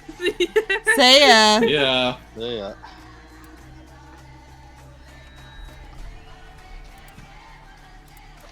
Chaos that is Star Wars. The chaos What? that is Star Wars, yeah. Well, I can't really call it chaos because It's not as not chaotic. It's not as chaotic as the frogs, and definitely not as chaotic as the Power Rangers game. well, I mean, thinking about it, I don't really count as Star Wars chaotic at all. I don't count the frogs as chaotic at all. They're all within levels that I'm used to. It's the Power Rangers one is outside the levels that I'm used to, and I think mostly that's because of the comments being made. What do you mean?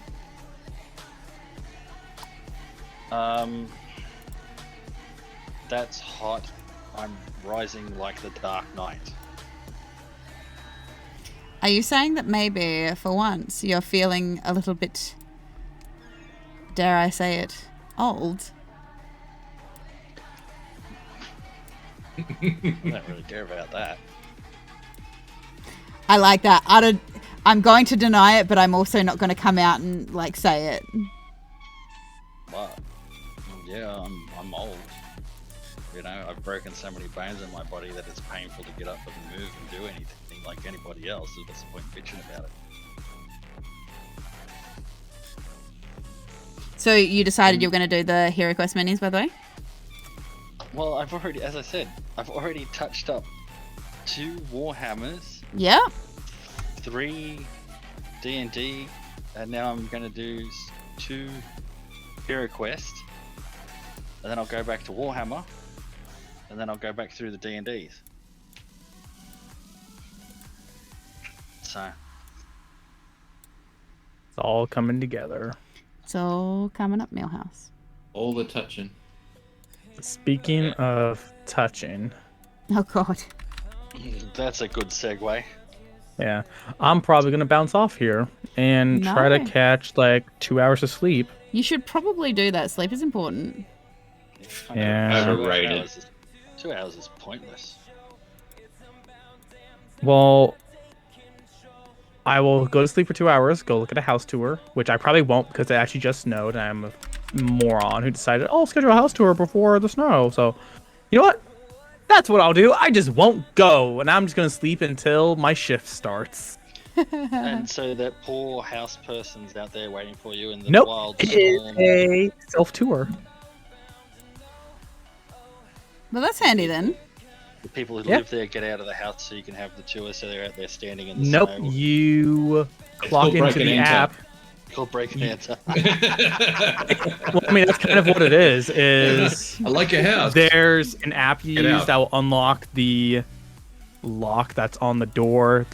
The little, I guess, box has the key to unlock the house. You just let yourself in, and then you just reset it at the very end. So, yeah, kind of. It's like assisted breaking and entering by the people Sleep. who own the place. Tigress says sleep. If you don't, then you start saying ST. Feet. Street. Street? Oh, you start saying stupid things and people think that you are stupid. But I am. Yeah, I mean, I was gonna say, surprise! yeah, surprise. Can Suckers, I've been tricking you into thinking I'm smart. Oh, hey, you want to know a fun fact? Oh, Is it actually a fun fact? It is. No, it is. It is. First off, does anyone here own a GE product? Used to. What kind of product do you used to own from them? An air conditioner. Oh, an air conditioner. Okay, nice. It was called a skinny boy, and you'd put it in your window. Okay. Anyone else? Nope.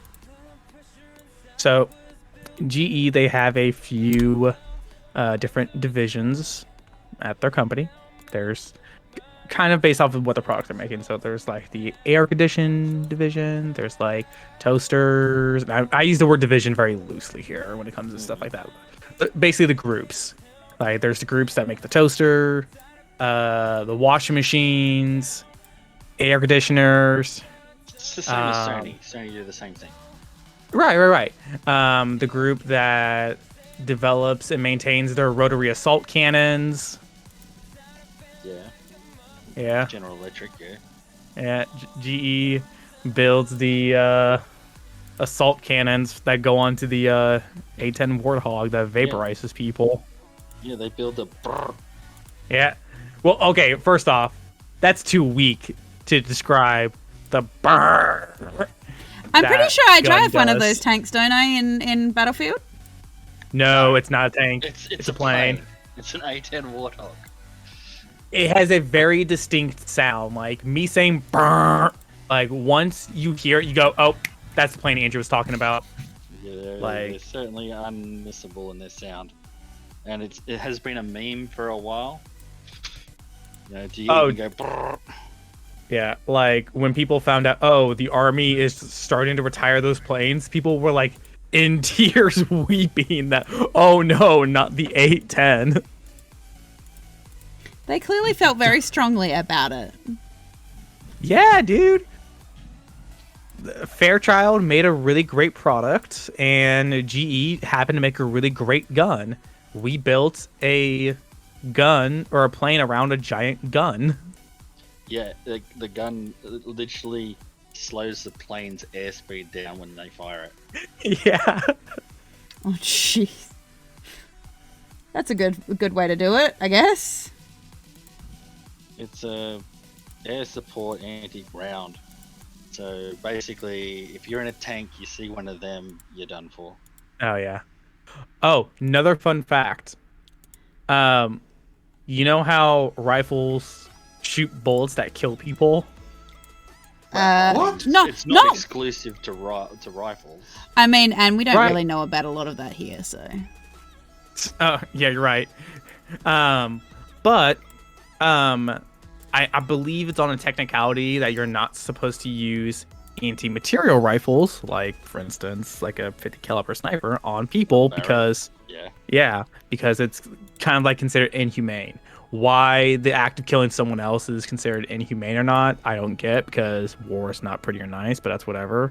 But militaries are like, oh, you can't use this rifle to kill people. We're not using it to kill people. We're using it to neutralize the materials that person is wearing. And it does it very well. And it does it very well. And if it Jeez. happens to go through materials into the person that's wearing it, hey, we had to take out that shirt at any cost. Oh, for God's sake. No, straight up. That's how people justify it. You can disable a tank and kill their crew, no problem. But if you use it on a regular guy just to use it, technically you're not supposed to do that. Considered not good. Not very kosher. Yeah. I mean, you just see them test firing it on watermelon and stuff like that. You could only imagine what it would actually do to a person. Yeah, it is the great vaporizer here.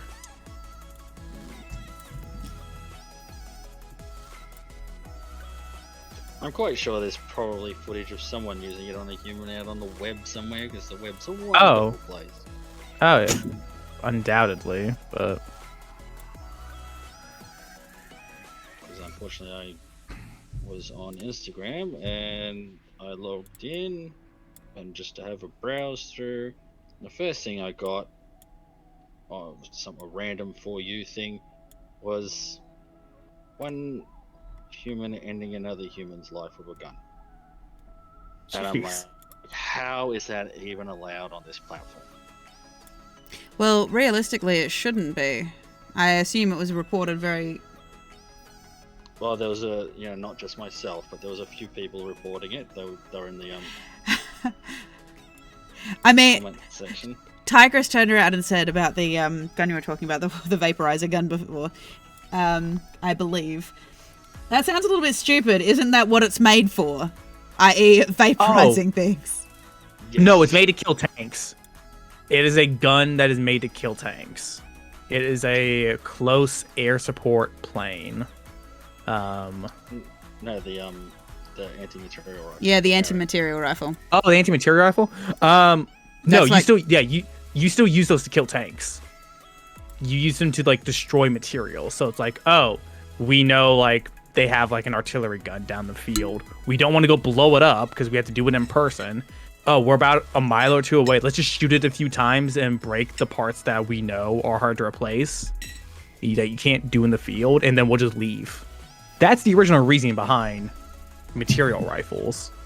Like World War II, when the British were getting overrun by German tanks, they made kind of an anti-material rifle. It was what was it called? I think.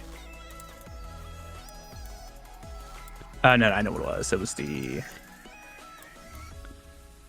that's a universal carrier, which, well, I love it because it's stupid. They made the Bren gun, which is the gun that has the magazine going upside down, and it goes in through the top.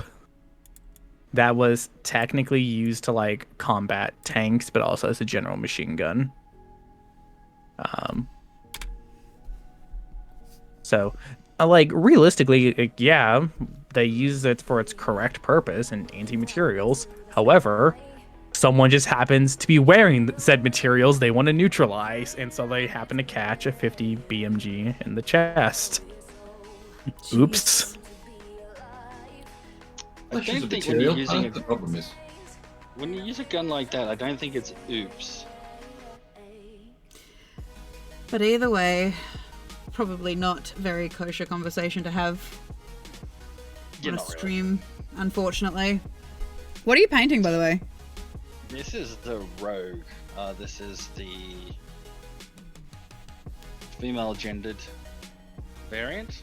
One thing I do like they did with this hero quest is they did a male and female gendered figure, so you can pick which one represents you more, which I think was really cool. Because before you just You got one of... preset, yeah. But yeah. So I did the foresty green coat as Valcool sort of suggested, and I'll darken that up with a wash. That'll get a lot darker, and then I'll hit it with a lighter green for highlights. But after I work out what color trim to put on that, so just there's a trim around that coat. I also need to work out what the undershirt is that they're wearing, and the male appearing rogue, I'm going to give him a brown coat. So That'll be kind of cool. or I could go for a grey coat. I'm not sure which one would be better, brown or grey. go grey. Or grey.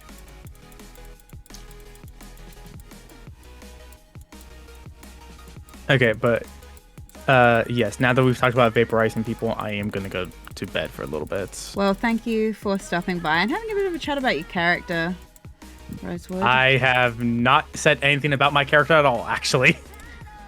I believe we talked about him a little bit.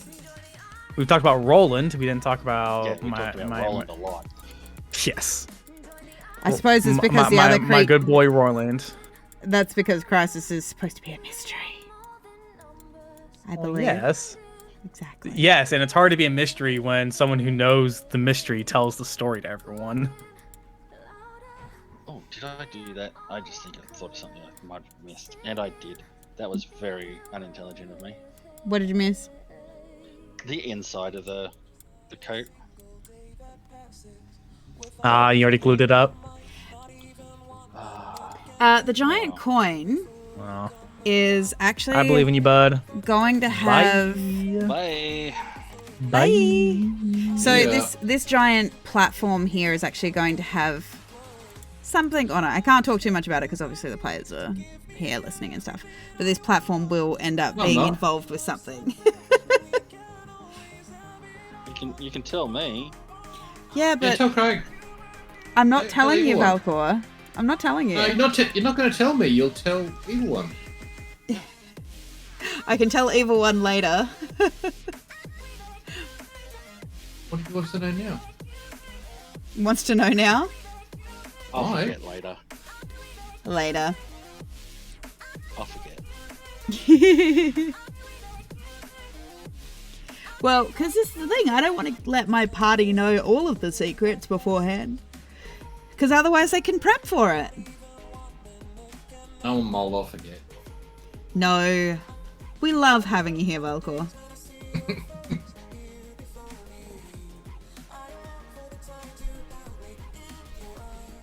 What do you think of the map so far, anyway?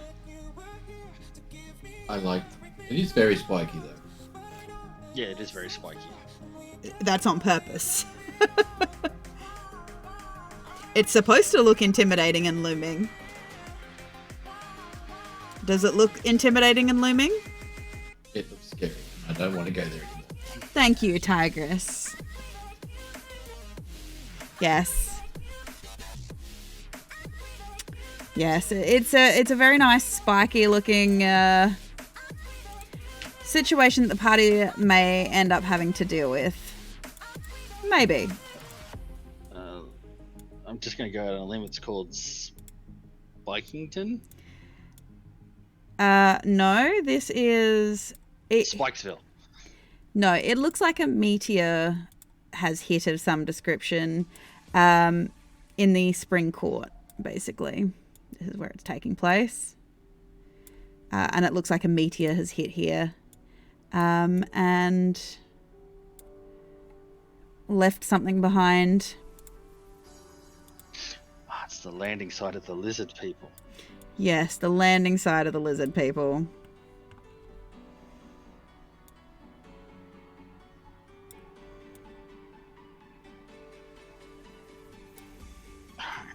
I agree. The landing site of the lizard people. There we go. Now I did the inside of the coat. Try again.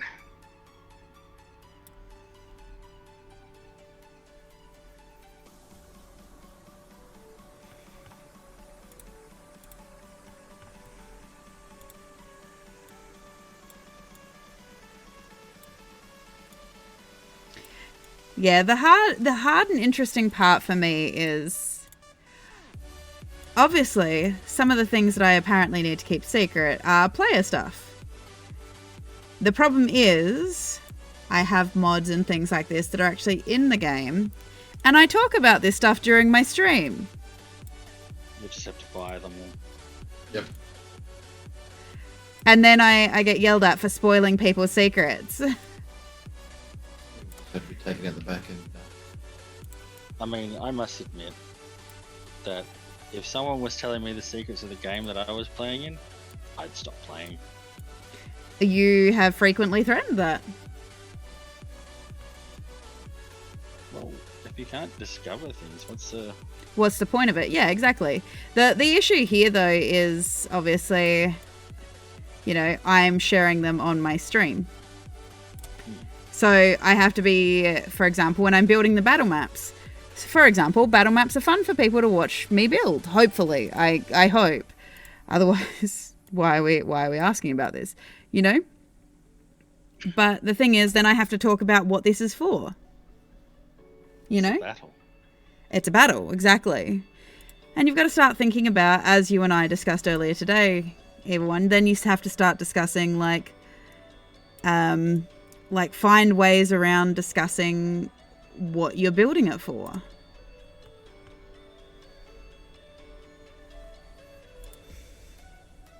Old lady teapot. The tea parties. mean- Literally, you just, like I said before that I've done, you just supply a random map that it does absolutely nothing, and they'll never know. Yeah, Keep well, them that's guessing.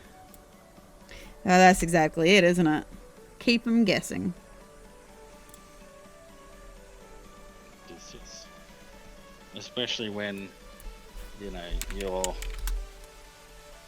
doing something that, especially since I didn't do custom worlds, if you do something that ties into something that's been into a module, Yeah. people are like, oh, I know what's down here, I know this map.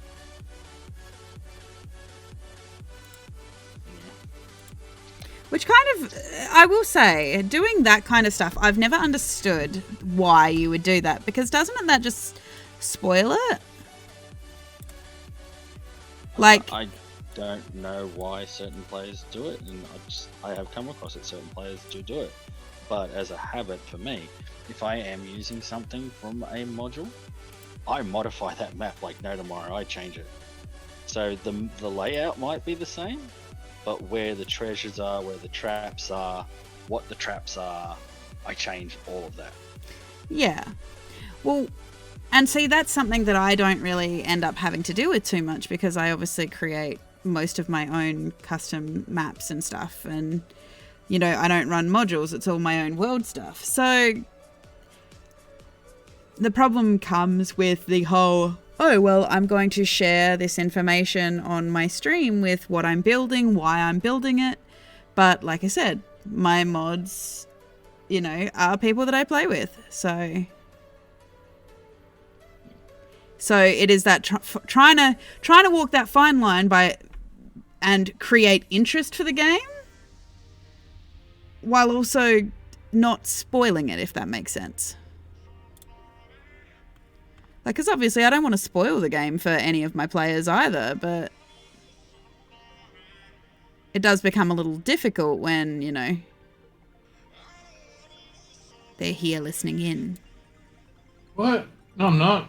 At the same time, I'm not going to tell them not to watch because I do actually appreciate the fact that there are people here. Otherwise, I'm just a crazy person talking to myself. Well, lucky you, because I'm not really talking and there's nobody here.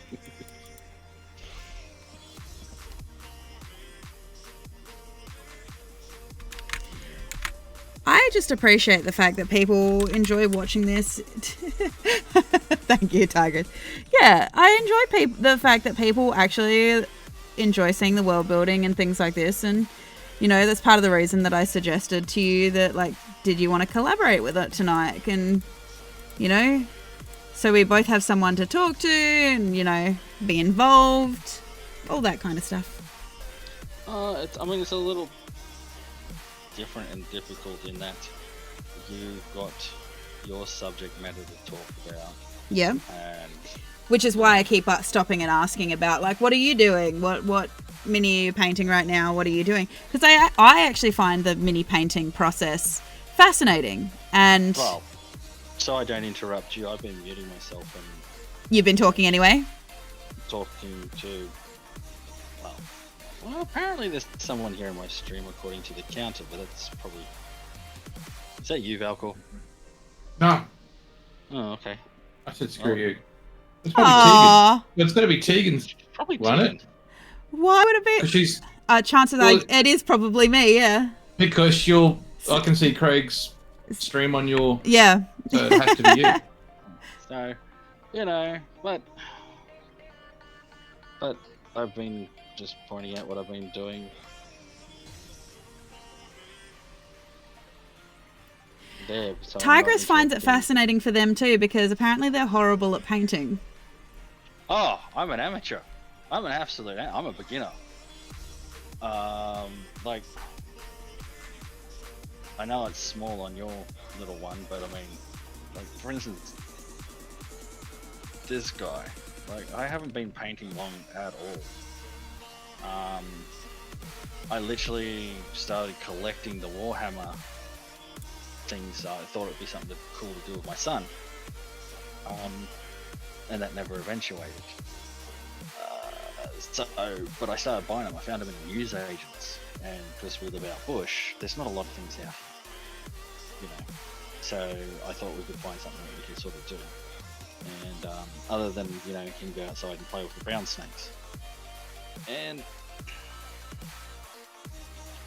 it didn't really come to be. He doesn't focus for it or anything like that. And I'm like, well, I've signed up getting all these magazines, and then of course COVID happened, the big C, and I decided I would read the magazines on how to paint, because that's what we got it for in the first place.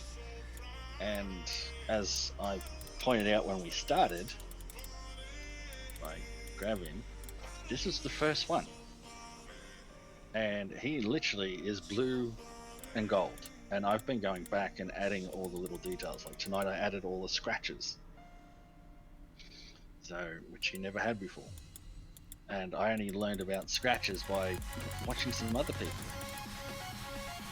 And I don't know if I've done too many scratches, but as they say, that's all, you know, you just feel it and do it as you go. But he's solid blue with some metal. That's it. And then the next major thing I did when I come back to him was the base, which I thought was really cool. I learned to do the base, and so that was the product, then a wash, which again you just buy them, they just call them shades, you just buy it pre-done. Well, if you wish to, as I said, I've been getting the magazines, they come with the magazines. And then I learned to do a dry brush over the top, so it gives it some depth. And then yeah, as I said, I come back and I learned to do missiles, I've just done scratches, which I've been experimenting with. And yeah, and so all that has been building up to, like, this guy. He doesn't have any scratching on him, he only has his colours and some washes, and my first attempt at dry brushing flames. The flames are a different look that way. Then on top of that, I decided that I looked into it more. I started watching some videos and here on Twitch, and I found some people who paint and give off some pointers and stuff like that, but found that I am woefully behind most of the other streamers out there. They do these amazing shaders and stuff like that, and a lot of them airbrush too, which I don't have the airbrush or really the means to get one, or so forth and so on. But upon looking into it, I thought I would try, because they were doing like custom bases and stuff, and they were like, find your local Warhammer store, which is like an hour, half hour, 40 minutes away from where I am now. Where we were originally, it was 2.5 hours away, and so one day it took me 2.5 hour drive out there to meet them, and they were telling me all this wonderful stuff and all this stuff that I can't really attend because it's so far away. And they're like, oh yeah, you know, we've got an amateur competition and all this kind of stuff. So I decided I would try and make one for the amateur competition. So I worked on a base, worked on all the bits and pieces, tried to do some slight shading, and you can see it at that angle just subtly. Did a full custom base, did some grass and all the rest of it for it, and I need to still scratch it up. I did the bullet holes. I was learning about putting the dark around it to try and make the dents look a bit more, have a bit more depth and burn and whatnot. But again, that's not, I haven't done the scratches on that, it's not finished.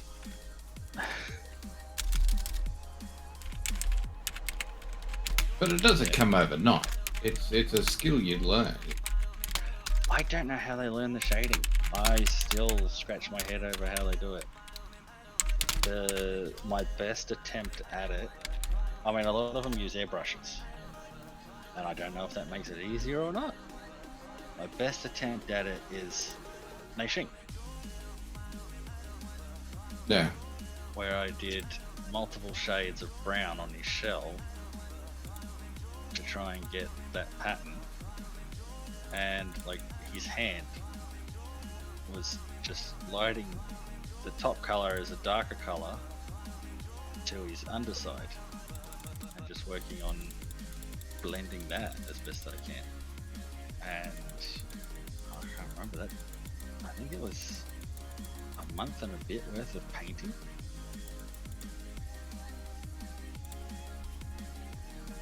And I suppose he's probably the best figure that I have done. But you're also self-teach. I mean, you're watching other bits of pieces, but if there's someone not instructing you on, No. where to improve and stuff like that, you're doing it all yourself. So True. We had a bit of a discussion about that today because they were being a bit hard on themselves, and I'm like, oh, it says you, but yeah, go ahead. Yeah. what is that supposed to mean? Jeez, what's that Nothing. supposed to mean? Nothing at all. No, Yeah. But in all of that, we moved, as some of the others here know. I had to pack everything up. I started building scenery, which my mother-in-law destroyed in the move, and stuff like that. So it took me a while to come back to this, and as a result, a lot of the skills like that I did for Neishing, like as I showed before, this is what I have just finished. I will also point out as well something about all The of shading isn't there. The scratching's there. The shading for like Neishing isn't on the skin or anything like that. I did some of the shading. I did the gold to make the robe. I did some hidden gold shading on that, so you can see how the robe's reflective. It's not going to come up in the camera. Well, it might. You can vaguely see the little bits of silver where the shield's scuffed. And, Yeah. you know, I put a nice. It's really hard to see on the camera. There's a silver scratch across his chainmail, that Well, you can only catch in the right light.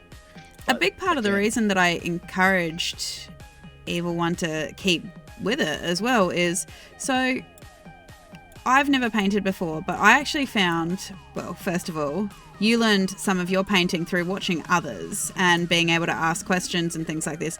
You actually, I didn't get to ask any questions. but you also, though, I came up and you taught me how to do it. I showed you what I had picked up.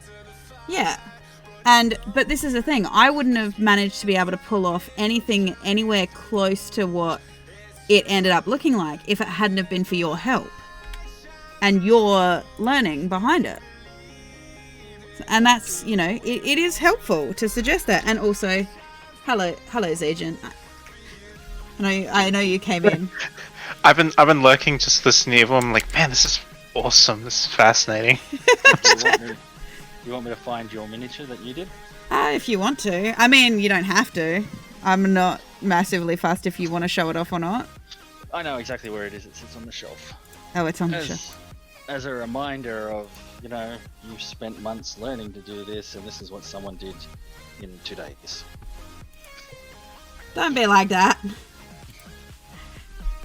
I only was able to pull it off because you taught me. That's all I'm going to say to that. Good teacher begets a good student.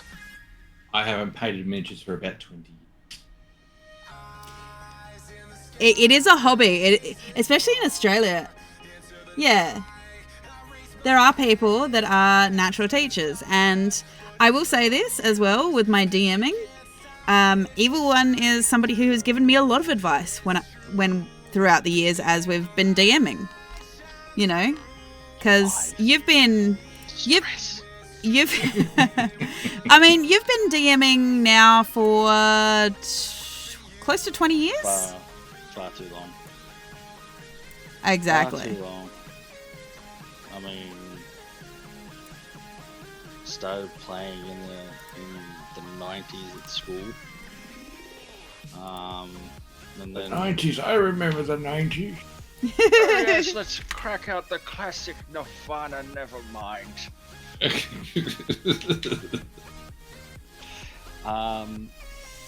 I will The 90s, what's that? I will say that about the miniature that you've got there of the one that I've done. I will say I don't actually particularly enjoy painting the miniatures. I actually enjoy making the scenery. So we'll get the Etten out of the way. We don't need him in the camera anymore. The road can just move to the side.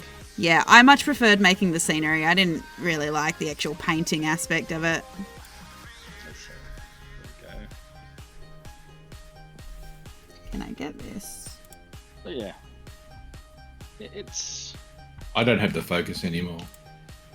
I mean, you say that. I mean, people are like, "Oh, I can't paint anymore." You know, one time I broke my hand. This hand is 15 times, and this hand is 12 times that I've broken it. Well, stop doing that, honestly. Well, there's What's wrong with you? only been like 1 or 2 accidents. The other one is I've hit something dumber than me. It's usually You the way, hit isn't it? me? Well, Oh. I mean, When did you hit me? the way I see it, if you're dumb enough to piss me off that I need to hit you, then, you know, you're dumber than me. But, you know, But yeah, the things of youth, you know, the stupidity of youth. I will also point out. So I know that we played Among Us together the other night and all this kind of stuff. But yeah, Zajan, a lot of the big characters, like the gods and stuff like this in the world, are actually Evil One's creations. So the head god of the Pantheon, I believe, the goddess of chaos, the goddess of common sense and zeal in the world is actually one of Valkor's characters. I know what you're talking about. Yeah, we don't know how that happened.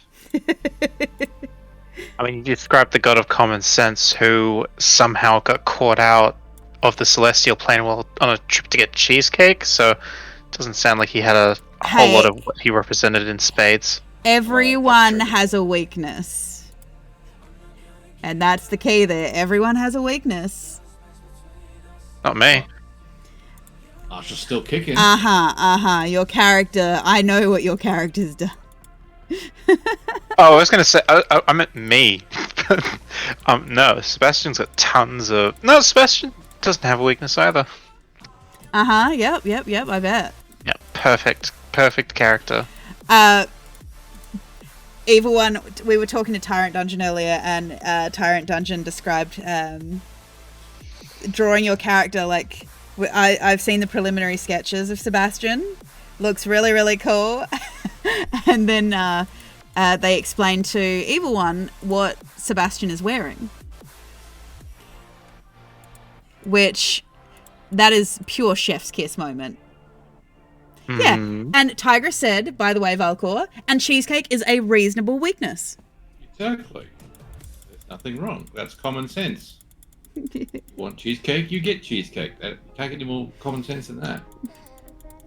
Yes, I do like the attire you have adorned your character in, and I cannot wait to see the final piece. Sebastian is dressed to impress.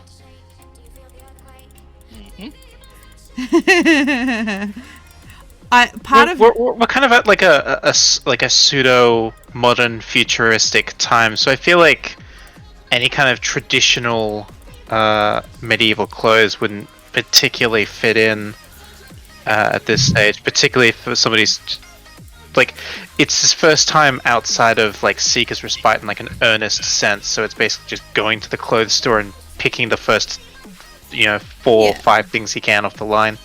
I also like to think, though, there's still a level of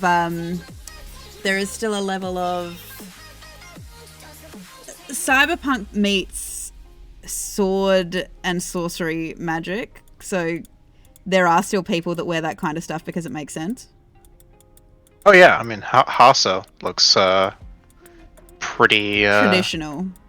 Yeah. Yeah. Just adding final bits to this map.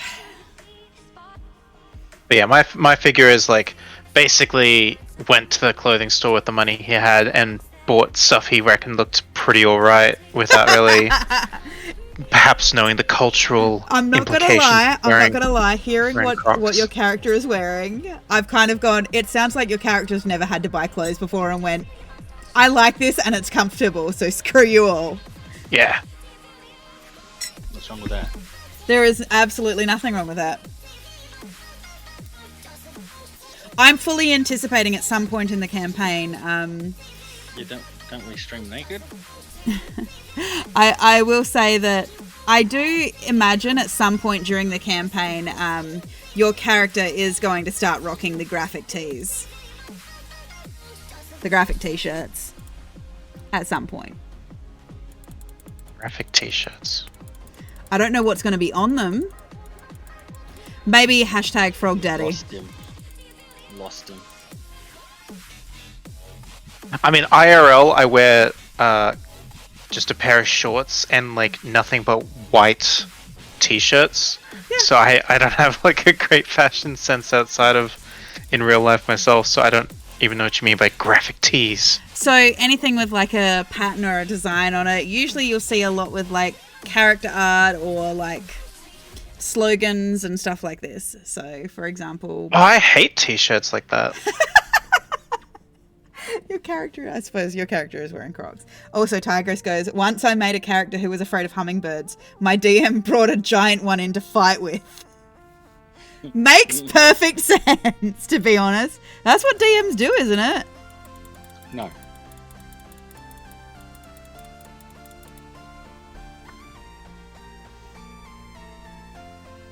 No? No. Special story moment of facing the characters with their nightmares. I know that... I'm trying to think of some of the people that you've made us fight, Evil One. Oh, I will point out, that was an epic story, the 1v1, the crab. Oh. You come at me, bro, 1v1. Yeah, come at me, bro, 1v1. I mean, I will admit, and I honestly cannot remember the player's name, but it was a brilliant moment. In terms of, he had this plan that eventually he had a crab familiar that he asked that in the future he wanted it big enough that he could ride it. He wanted a giant crab. He wasn't fussed about the stats, he just wanted to ride it, and he was a dwarf. And the group always questioned him about this little crab that he had with him, and he said, they are vicious, they got nippers.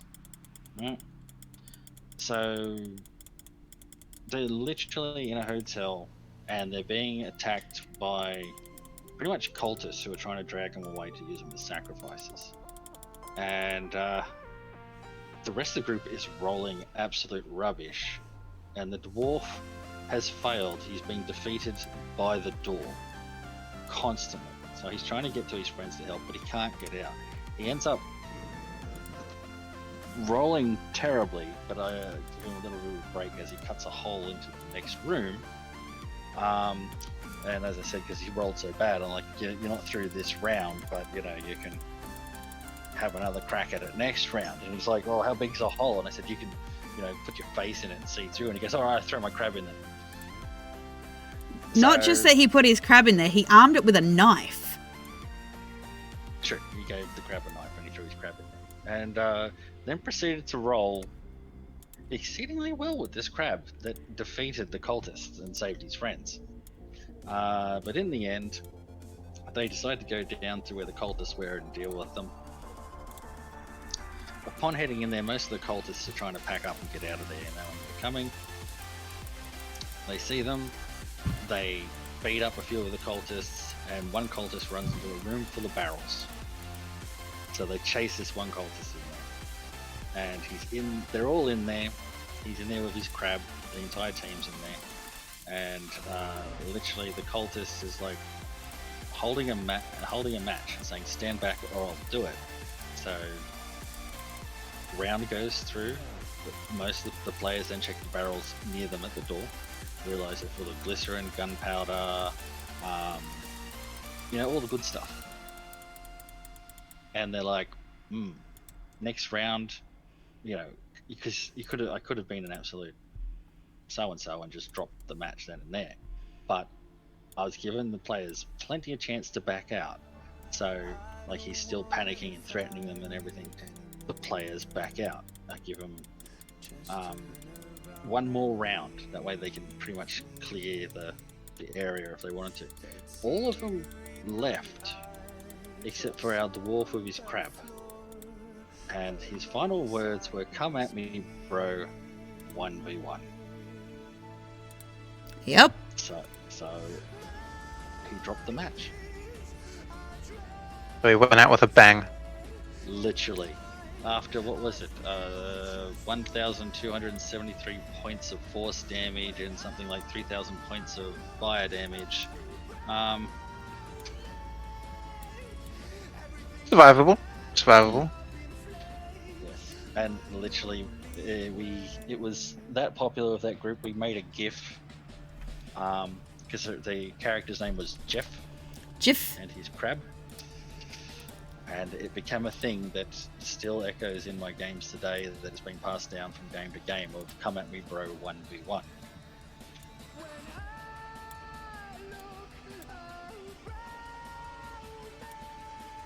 I love iconic moments like that.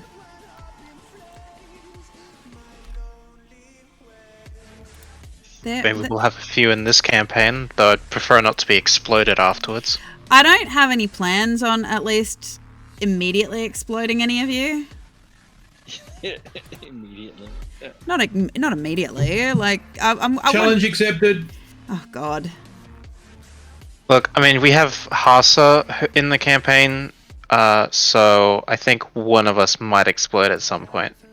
You'd be surprised. Hasa, we'll see what Hasa does. It'll be interesting. I'm very interested, at least from like the roleplay perspective and the story perspective of all the roleplay. Like, I have jokingly turned around and said that this party seems to just have daddy issues. Right. Every single one of them have parental issues. You know? Nah. I arrested my own father. What do you mean? Exactly. So we'll see what happens. But one of the things that I really, really like is when a campaign comes together, and not because I've like led anyone in a particular way or anything like this, but when all of the characters' stories seem to end up coming together to make up the theme of the campaign and figuring all of that out. And so now that I've done all of like the little excerpt parts of the song of like everyone's character songs kind of thing, within reason. I mean, I think Valkor's is the only one that hasn't been done yet, and Valkor's is going to be a very different vibe to the rest of them. I mean, noir, most likely. Yeah, he's going to have a bit of a old school detective vibe going on. So there is going to be that different feel, but I'm really... We were also missing Crisis. Oh, Crisis is already picked, like, was the first one I showed, so... Oh, okay. Yeah, so... Every now and then, by the way, Evil One, you pause, and I'm like, has your camera frozen? Has my thing is frozen and stopped you streaming you? And then you start moving again. It could be me. It's dropped 0.2% of the frames so far. It seems to be... No, I think it's just that you stand really still occasionally. Well, I mean, I am trying to, at the moment, paint some pustules on a ogre. So. Yummy. We love some pustules on an ogre. Oh yeah. I realize you posited this as some of the players coming into the chat and discussing the characters just a little bit. Oh yeah, please do. Please do. Well, I tune into your stream and I hear we're talking American gun control kind of stuff. I'm like, Well, no, we were talking You're about alright. uprising people. Thank you. Yeah, we were talking about an uprising situation, but it's not I mean- atypically what we talk about in my streams.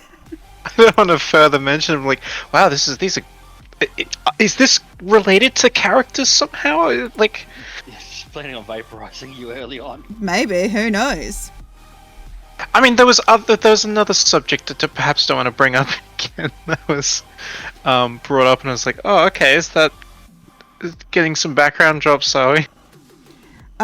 Look, I have no intention of putting fantasy grinder or things like that in my game.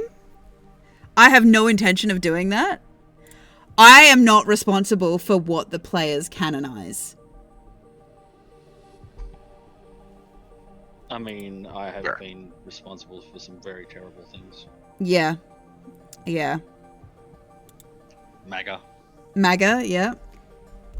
MAGA Mothers has against- existed in this world. Mothers Against Mothers. Gladiatorial Assault. Yeah, because I was told how terrible the gladiator rings were. So, and how upset the mothers were that, their little ones go in there and die in the ring for people's entertainment. So, He's also responsible for the NRA being in the world, the national representatives for ants. yep. Like I Yep. said, don't. Well, she had this guy who would pour molten metal down an ant hole and then sell the sculptures. He did turn around and explain that they were an aggressive form of, species of ant, like a fire ant species. So it was actually pest control. As far as I'm concerned. But the goddess of chaos did not like this. He planted weapons on them to make it look like self-defense. On the ants, he put a Glock beside the ant nest. Yep. Yeah, pretty much. See, they were arming themselves. I had to do it. Oh my god. People wonder why They're coming right at me. People wonder why I just shake my head at my players and just go, I don't control them. I mean, in their defense, considering in the D&D world, you can talk to sentient plants with a spell and all various kinds of animals. I feel like massacring ants en masse is actually a proper crime in a D&D universe. Maybe. Yeah, see? Maybe. We'll see. Eris was onto something. It's like I can cast speak with plants and talk to carrots, and we literally grow and eat them. So, I mean, his character in the Tuesday game has sworn to take down his mortal enemy, which is the fake Corgi race. True. didn't we learn that was a failure because they still exist in this game? He'll find a way. Another reason why I'm not playing then. Not only that, they created more. They did create more. Of species. Yeah. See, I'm thinking of character details I could even share that wouldn't just spoil the character outright. Well, that's the trick, isn't it? I believe you are dropping frame rates, by the way. Yeah, you are right. You are freezing occasionally. I hope you like the song that I picked for Sebastian's intro, teaser trailer kind of thing. I do. It even got send the you lines that of behind the file too. walls and I want to escape. So I sound very nonplussed, Valcor, but that's just how I react to things positively. I'm used to it. I've been told by a friend of mine that the way I talk to people through text is very serial killer-ish, and Sorry, I don't mean to laugh at that like that. That seems really mean. I can understand that. I mean, I'm not bothered by it anymore.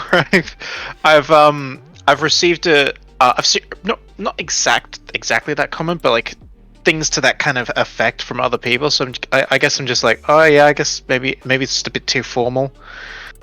And I have the same thing with reactions to things where I go, oh yeah, I like it, it's fine, and because I didn't have a as invigorated a reaction as they do to things, they reckon I hate it. at that stage because I didn't say it was like the most amazing thing in the world. See, I'm not going to react like that because I'm so used to dealing with Evil One's reactions. Evil One has a less than, like, gushing review when things are exciting, whereas I'm, like, hyper, like, oh my god, that's so amazing! And I'm like, why aren't you excited? And he's like, I am excited. It's just I am. on the inside. Great. Yeah. And I'm like, but, you know, I have enough energy for the both of us, so I'll be like hyperactive and excited for the both of us. Yeah, my main thing is, as long as you don't turn around and go, no, I absolutely hate it, and it, like, I don't know why you have done this. Like, as long as, you know, it's relatively positive and you seem to like it and are not ridiculously offended by it, it's the good thing. But yeah, lyrically, I figured that there were some really good lines in there that kind of tease some of Sebastian's story. Which is part of the thing that I was trying to do with the songs as well, is find lyrics that tease their stories without... and not spoil. Yeah, tease and not spoil. And obviously I'll be doing that with the text with it as well. You know, the fact that you're all kind of traveling for your own reasons. A lot of you don't know why the others have traveled and things like this. So see what happens, really. Yeah, I mean, I can say that in a vacuum I like it because obviously I don't know what all of the choices are in terms of like the musical clips I could be getting. So like this could be middle of the road, and then there's like a million that are great, or this could like I was considered. I can turn around. I can very easily say that I actually did pour over, like, there were like at least a good 10 that I kind of went through, and I'm like, oh yeah, I like this one, but then I was also looking at them in comparison up against listening to some of the music that you kind of sent me that you use for the inspiration for your character. And I obviously didn't want to pick exactly like that, but as long as it had that same kind of a little bit of like the guitar or the feel of it, or a little bit of, you know, trying to find the perfect song was going to be impossible, basically. To do that, I would legitimately have to essentially write a custom song for every character. And I know that I am crazy. I mean, why not? I know that I am crazy with detail and stuff like this. Look at the pustules! Look at him, he's disgusting. It's supposed to be. He's an ogre. Yummy. I mean, why not do that? You make mini songs for everyone, sing it, and we'll have Don't ruin yourself with overwork. Do not encourage this level of insanity, because as Valcor and Evil One will attest, I will do it. I am that level of like, will I potentially get the entire town prepped? No. But will everything else be really cool? Yes.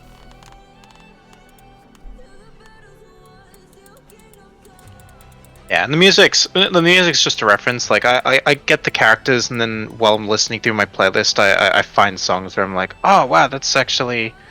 I wonder if I made up the character and then came upon this song and thought that was really cool, or if I listened to the song a while ago and it's like subliminally infiltrating into my creative processes. Yeah. Tigress, because I know that Evil One can't see the chat here, but you know, you've also you've DM'd for quite a while.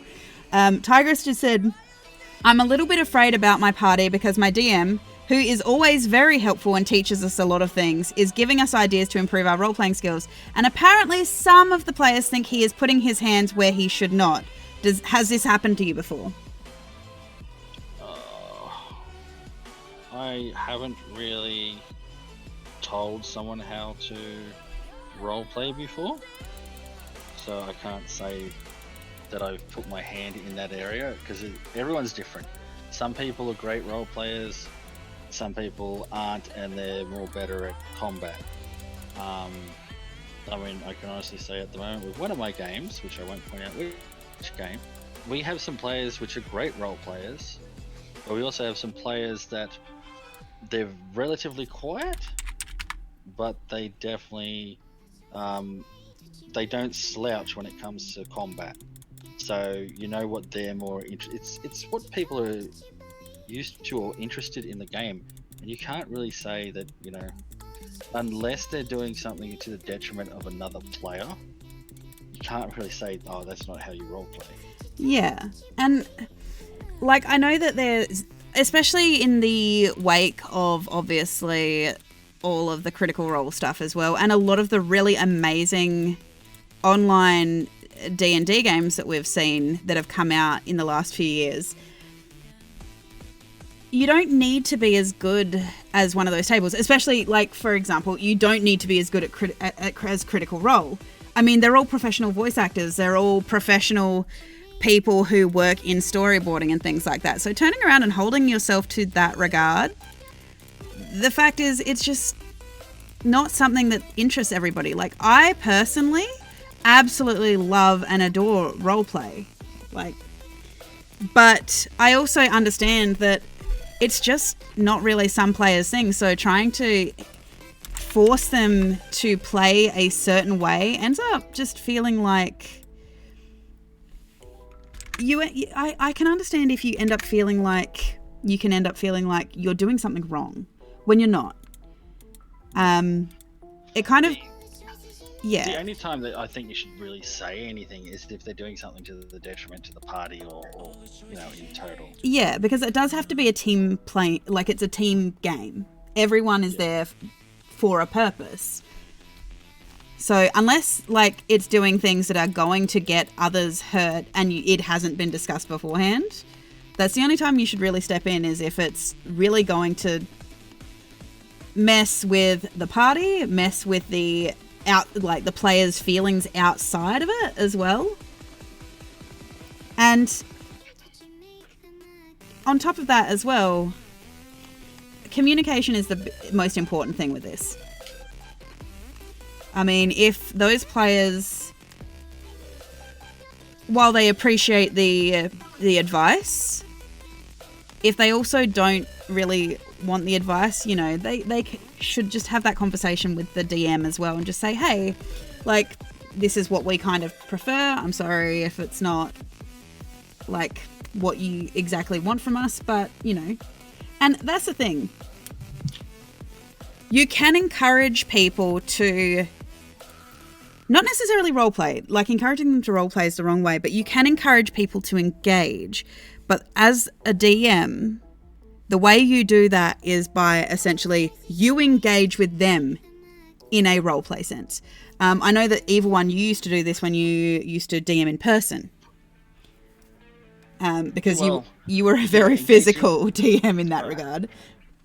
So, like, everyone's different, but if you have people that are, they like, especially early on, there was that huge influx of Critical Role fans, and like everyone wants it to be like Critical Role,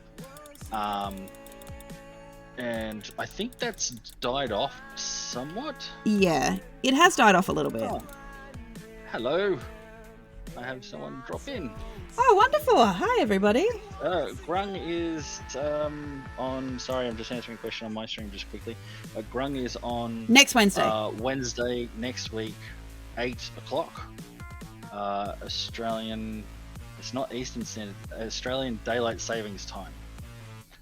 So it's New South Wales time if you're looking at that specifically. But yes, it's 8 o'clock next Wednesday. Catch you then. But in terms of if you had someone who was shy and they've come to you and they've gone, oh, I want it to be like Critical Role, which at first is not a fair expectation.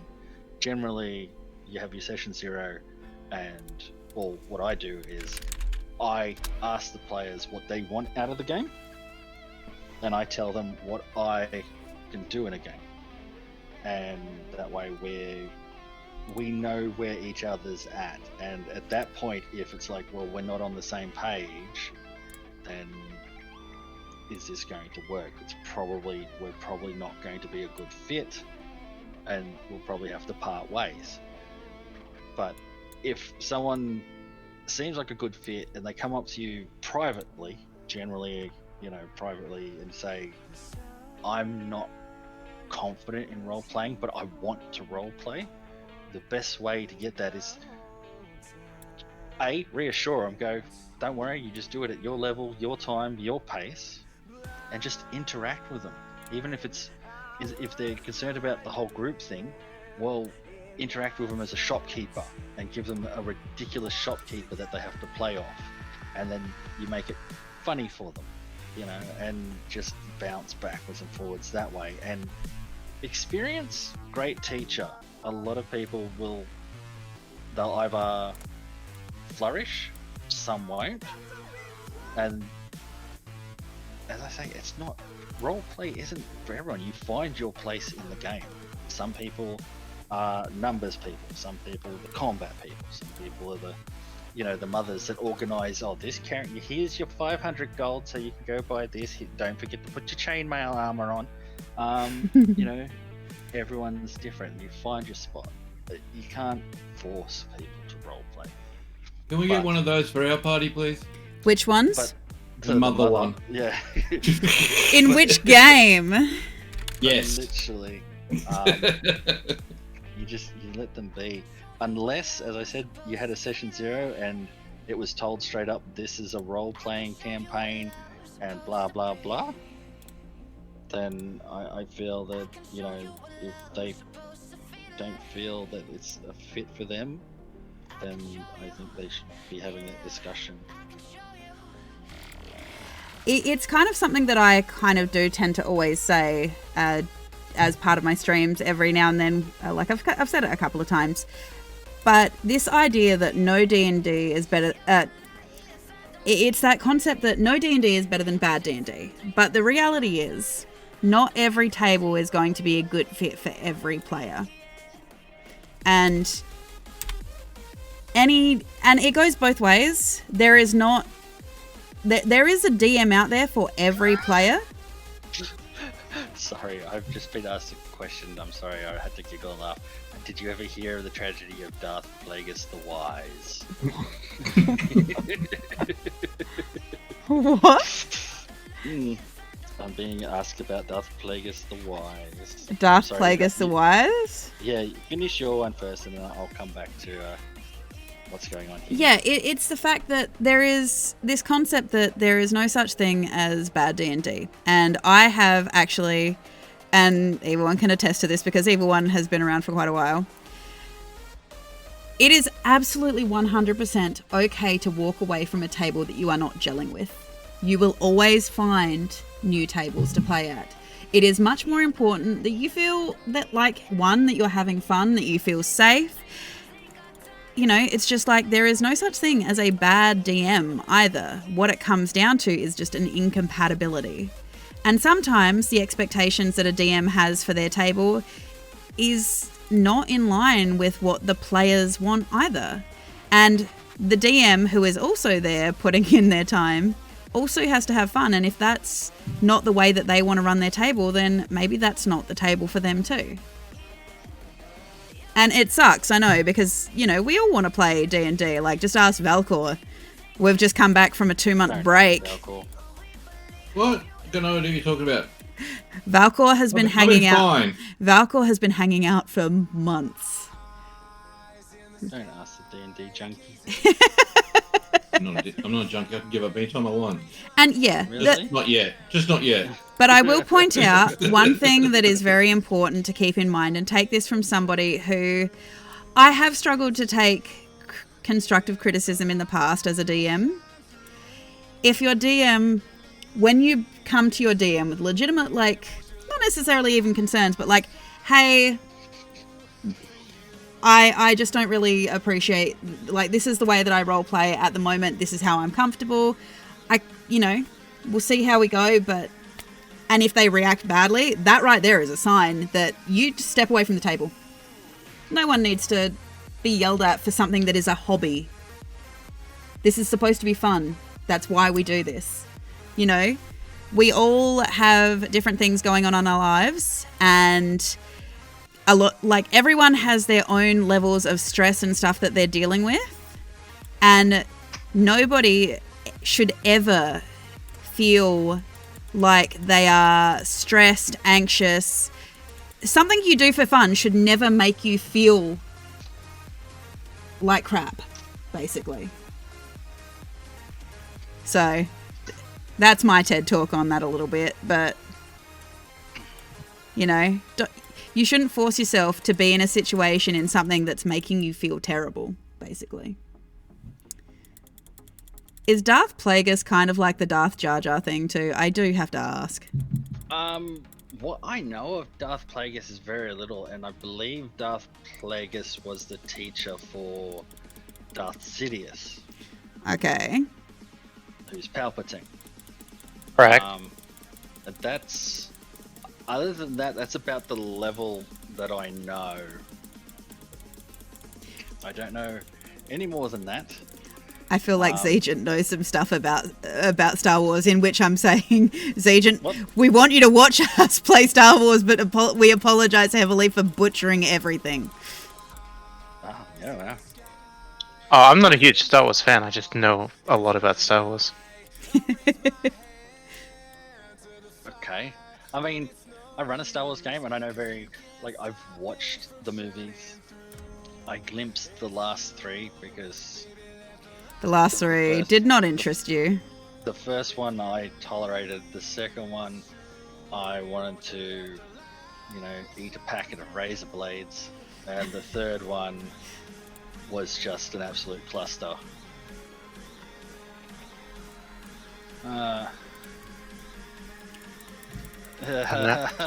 Star Wars is a universe with like many millions of years of history where technology hasn't budged a bit, so it really doesn't matter where you insert your story, and it's all canon. It all works somewhere. Yes. I was just told because I replied back to comrade. I said I know very little, and I thought not. It's not a story that Jedi would tell you. It's a Sith legend, and that hurts. That wounds me deep. It's because Evil One would far more, as the little anarchist he is, love to be on the side of the Sith in this situation. I mean, absolutely. I mean, in terms of, I'm still testing and possibly throwing at my players floating the idea of Darth Jar Jar. Oh God, please don't. 100% canon. It is. It's 100% canon. It all makes sense. If you just watch the prequels, it makes 100% sense. It's all been orchestrated by Jar Jar. Unironically true, yes. The greatest deception that the devil ever made was convincing everyone that he didn't exist. Exactly. See, oh yeah, so there we go on mine. I'm glad you 200%. See, we're all in agreement here, and the rumors that are going around online, whether they're true or not, they're just rumors that when Kathleen Kennedy is out the door, they want to make the last 3 films no longer canon in the Star Wars universe. That's the myth out there. That's the myth that's out there, the rumor that's out there. Never gonna happen. If that is true, I want it just the next movies to be on Darth Jar Jar. Oh, for God's sake. The Jar Jar guided the events of the movie. It was 100%. And then in the battle, who can miss Blasterfire by bending over all the time because it looks like an accident, because he looks like he's doing something silly, but he bends down and dodges at the exact same moment he's fired at, like a Jedi or a Sith would. So what you're saying is we need a prequel series to the prequel series. So, but yeah, I mean. So you've got the same problem with everyone else has. Mm. There's a dark side and a light side. What if there's another side altogether? I'm sorry. The I'm grey a very, side. You know me. I'm a Grey very black Jedi. and white There person. I know the rumor of the Grey Jedi. I'm a very black and white person, and I don't like the idea of the Grey Jedi. But that's just me because I'm a very black and white person. Yeah, you like it to be either or, all for or against. There's no in between. Yeah, so you're standing on the road or you're under my car. They're the two options. There's no swerving. There's no swerving. Well, in extended lore that came out after the prequels were released, it was basically written in that Mace Windu, is essentially a Grey Jedi. Like that's why his lightsaber was purple, because he His was a lightsaber was good-sided purple Jedi. because Samuel L. Jackson. It was purple special because he sauce. wanted it to be. But they gotta. I mean, You- the writer's gonna write something. Yeah, you gotta make it make sense. Oh, here we go. Next one. It was Jar Jar that made the speech to give special powers to Palpatine. Yes. The amount of theories I've seen out there proving Jar Jar as the main bad guy is, it's chef kiss. There is some beautiful videos on YouTube that people have done, and yeah, I am there for it. I am sold. But at the moment, in regards to the Star Wars game that we run on Sunday nights, I haven't got. Imagine I've a started crossover story. between Star Wars and Men in Black. There is a Star Wars. I have a story, a core story. They've started it. It's running in the background of the game. Do they know about it? No. Did they have a chance to know about it? Yes. I'm sorry, it's because we're too distracted by Leather Daddy and Jawa racing fights, and me and Valkor's characters our characters are best friends, and we're having a falling out. I'm sorry. Leather Daddy is part of it. We don't care. I'm about to lose my best friend. I know, that's the sad part, isn't it? I'm about to lose my best friend. I did. I'm about to lose my best friend. Yeah. I did say Valkor. I did actually turn around to Evil One, and I'm like, I told him that during the session I had sent you a message, and I'm like, I swear to God, if this is the way you're leaving the game, I will hurt you. Valkor is abandoning the party for Leather Daddy. Leather Daddy, because the characters had never run into Vader. They'd only ever heard rumors of Darth Vader. So when they met someone all clad in black with the armor and the cape and everything, they're going, "Who is that?" And someone just went, "Ooh, that's Leather Daddy." And so they refer to Lord Vader as Leather Daddy. Yup. Super respectful we are. Sure, would appreciate that. And I will also be honest, the part of the reason we're having a bit of a falling out, Valkor and my character, is because our ship needed fixing. Our ship needed fixing, and we have no credits, but neither his character nor my character. And so I already don't really like other Jawa very much. And so I might have made a deal with them that if we beat them in a race, they would become our mechanics every time we went to the wheel. And in return, if we lost, they could take our captain, which is my best friend. But this is the thing. My character has 100% faith that this particular character wouldn't lose. She has all the faith in the world in her best friend. So she was willing to make that bet. And she told... There's a poll that you should do. Are you willing to gamble your best friend? We should see the answer, shouldn't we, Valkor? Yes. Well... I don't know how to do polls, so I can't do one on my end. Well, I will point out that obviously she has become aware that, not that she has become aware, she knows she shouldn't have done it. And now her best friend has left the ship. And he's not talking to her.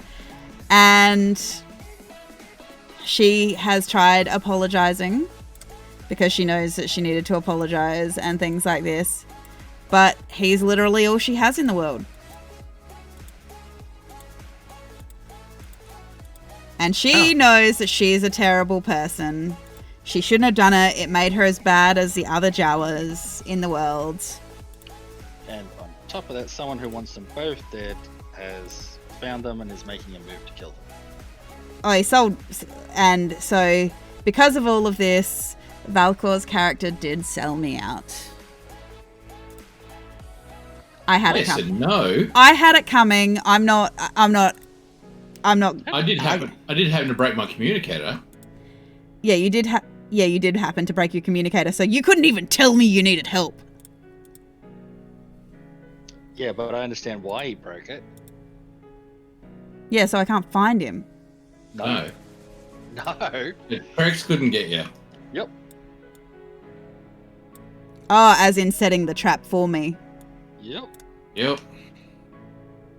Well, now I'm coming to find you. Had your back and.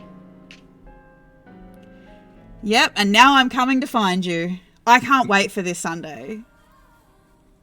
Yeah, I mean, I'm a little disappointed. I'm like, this couldn't be any easier. The Jawa that I'm trying to kill is on its way out on its own. And of course, the other players, a little meta, are like, you know, we're not doing anything. We should go with you. You mongrels. No, Evil One's not at all salty. That they know what he's up to and they're like, no, we're not going to split the party like that. They're fine generally other times, aren't they? Yeah, you go do this, we'll go do this. Yep.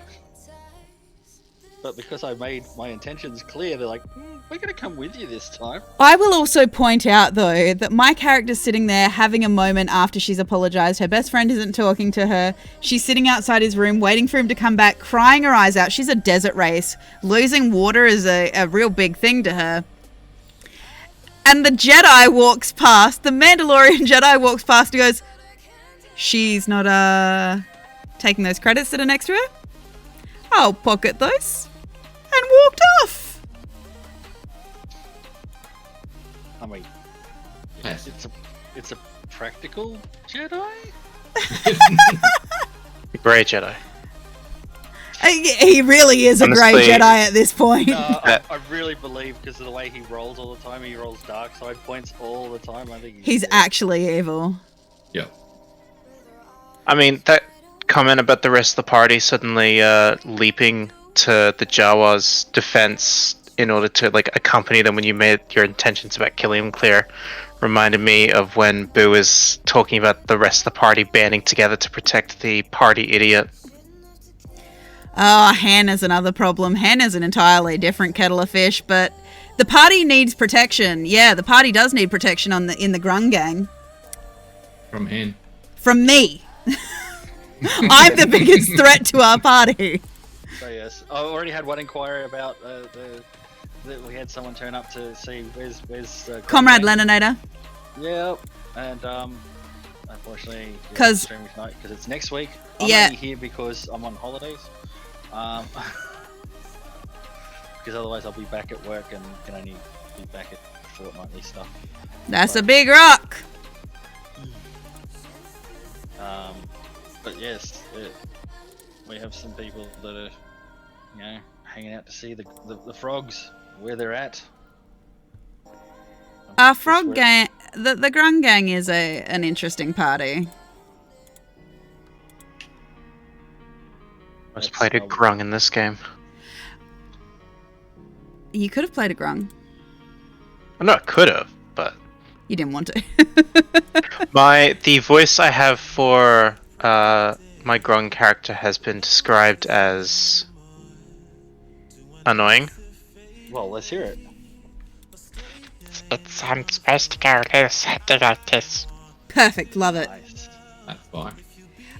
Do you want to hear, just for your sake, on this point, Zegent, do you want to hear Evil One Xanathar? Sure. Hello, my name is Xanathar. Perfect. See? All voices go. My Grung voice for Hen Hen's voice is like this, so, you know. All voices are annoying, let's be honest. Mhm. I don't think that's a thing. Sorry, I was asking. Oh my god, I can read it! Because I've got to have your chat open. Yes, I don't think that's a thing. What? Just for the people who are not watching, hey, the people in our chat, what did they ask? A question that I'm not going to answer.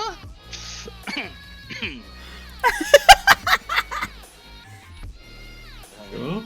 Yeah, that's a thing. It is a thing. Actually, considering, didn't they look through the wall last session? Watching the Jedi play with something. Yeah, Jack did, and it's like, oh, you see Roland on the bed, and you can't see their hands, but they're doing something with their hands, and it's like, I don't want to know. Moving on.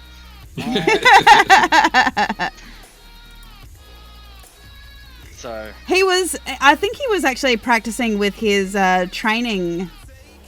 he's training balls, as he called them. That's what the other two saw that. Yeah. And Alright, was this the question? How many dark side points does a Jedi get if he or she comes? Yeah. That's the question. I mean, according to the prequels, yeah, you are actually on the dark side of the Force if you do anything like that. I know, because they're like an allegory for like monks or priests, aren't they? Yes, very much monks. There was a thing for that, and I honestly don't know. I you know, like I said, I've watched, like I ran, this is the first time I'm doing the Fantasy Flight game, so that's why we're learning it as we go. But I did run a Star Wars D20, the Saga Edition. And that one was an eye-opener because I had chased down some people for that, and they're all like, we are Star Wars experts. They could tell you, you know, the breakdown of an engine of a Star Destroyer. They could tell you all sorts of stuff that I had no clue about, and it was very intimidating that I was about to try and run a game for these people. In the end, it didn't get far because I decided the best place to start them all off for the different things that they were was they had been detained by the Empire. So they were on a Star Destroyer. Each had been detained for different reasons and at different times, but they had ended up in the same holding cells. And then they had an opportunity to, well, one of the players wanted to be the standard Star Wars stereotype of an ex-Imperial officer. And so he broke them out. And then so they had a chance of basically sneaking out, getting to their ship and leaving, and they put the group together and they could have their introductions and so forth and so on. That was how the game was to start. And since they were all supposed Star Wars experts who could rattle, they were having these massive arguments about different aspects of Star Wars, and I'm just sitting there going, I've watched the movies?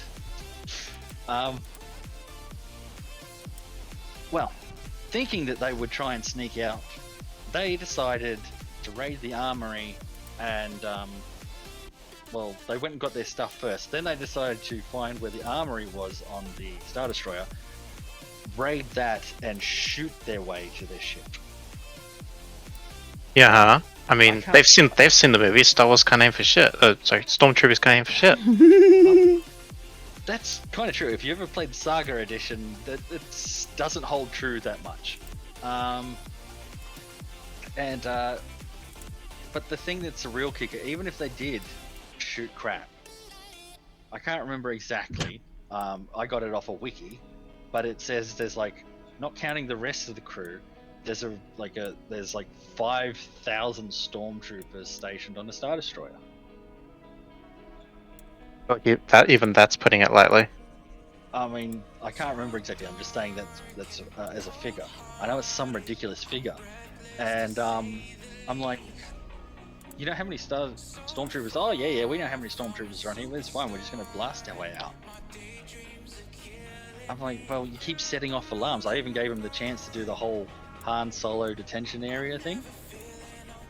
Nah, they basically got on the 2A and said, come and get us. Parties are dumb.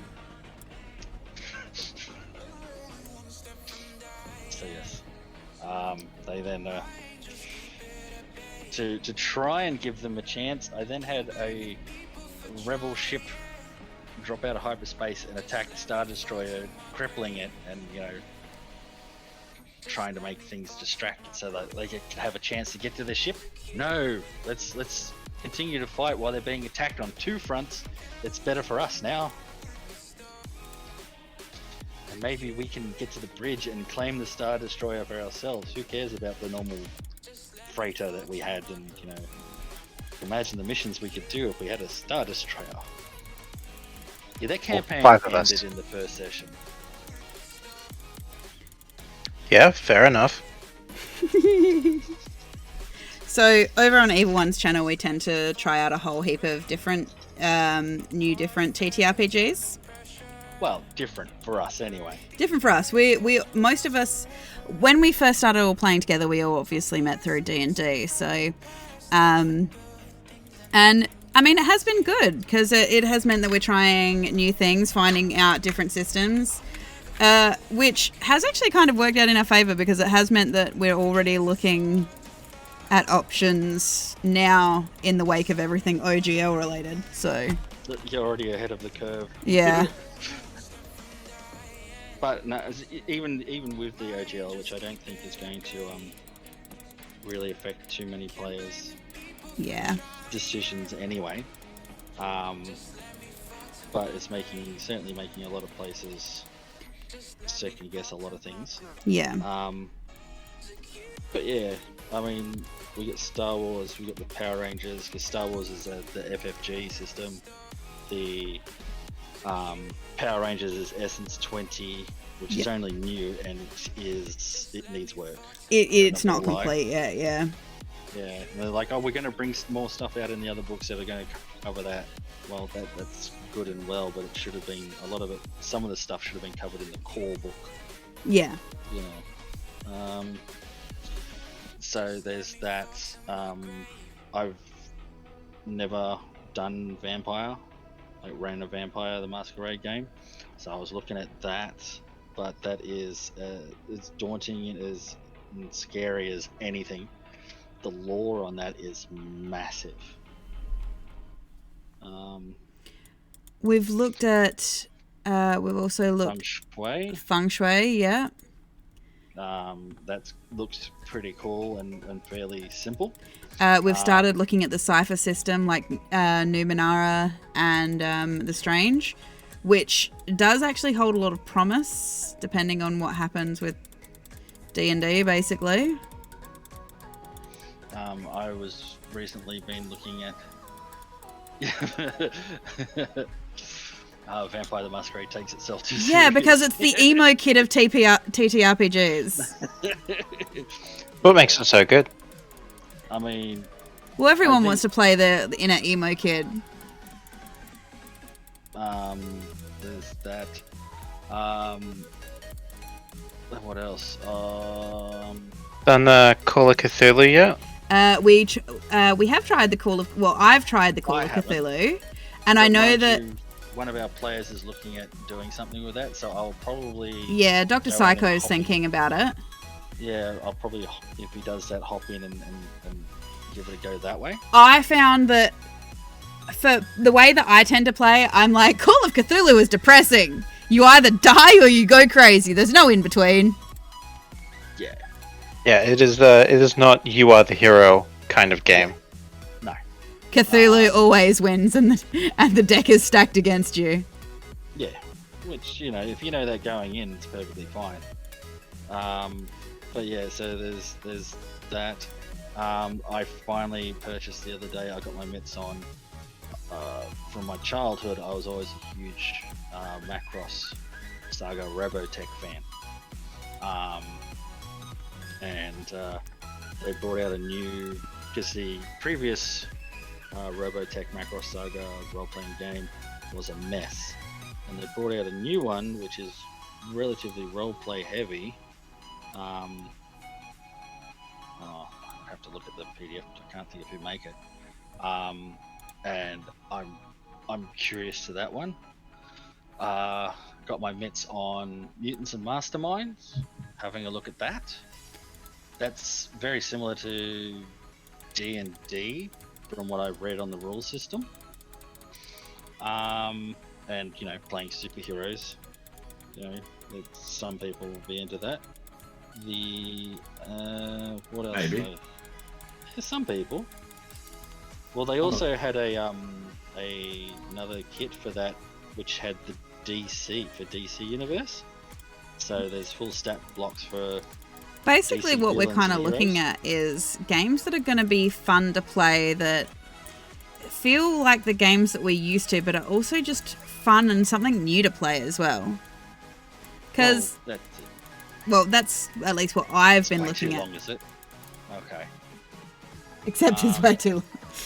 The other one that I looked at, which I was planning on doing it, but I was planning on doing it as a short survival campaign, was, what is it, Free League, I think is the company. The Alien? Aliens, yeah.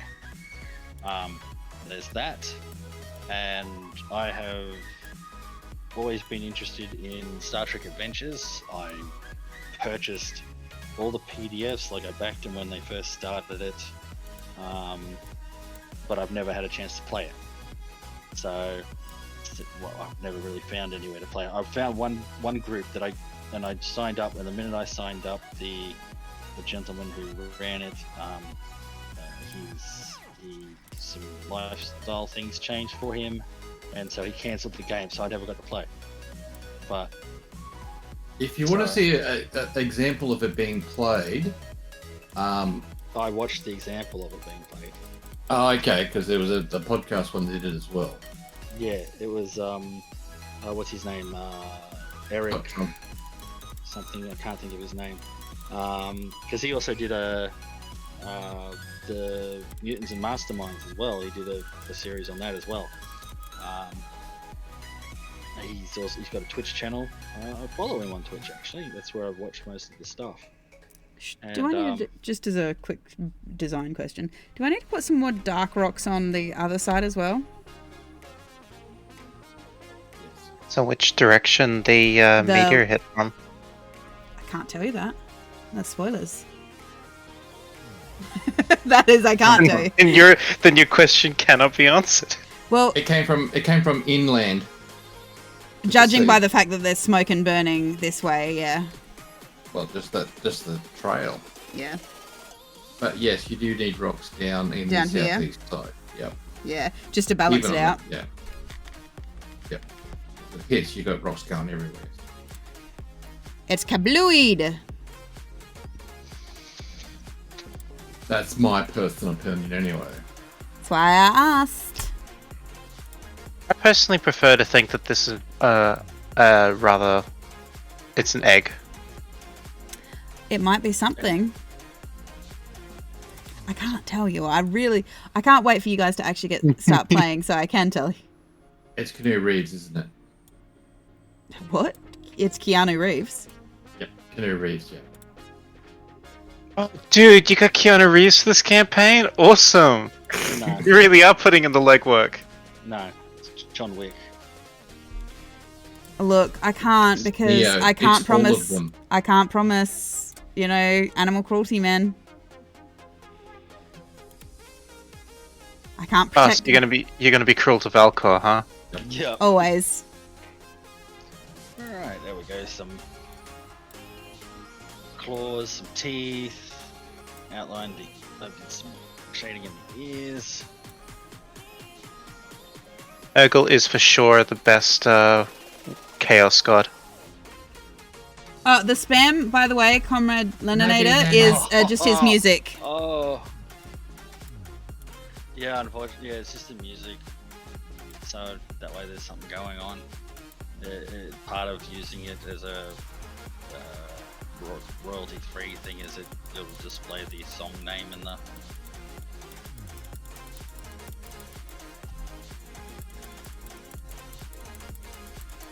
Because that's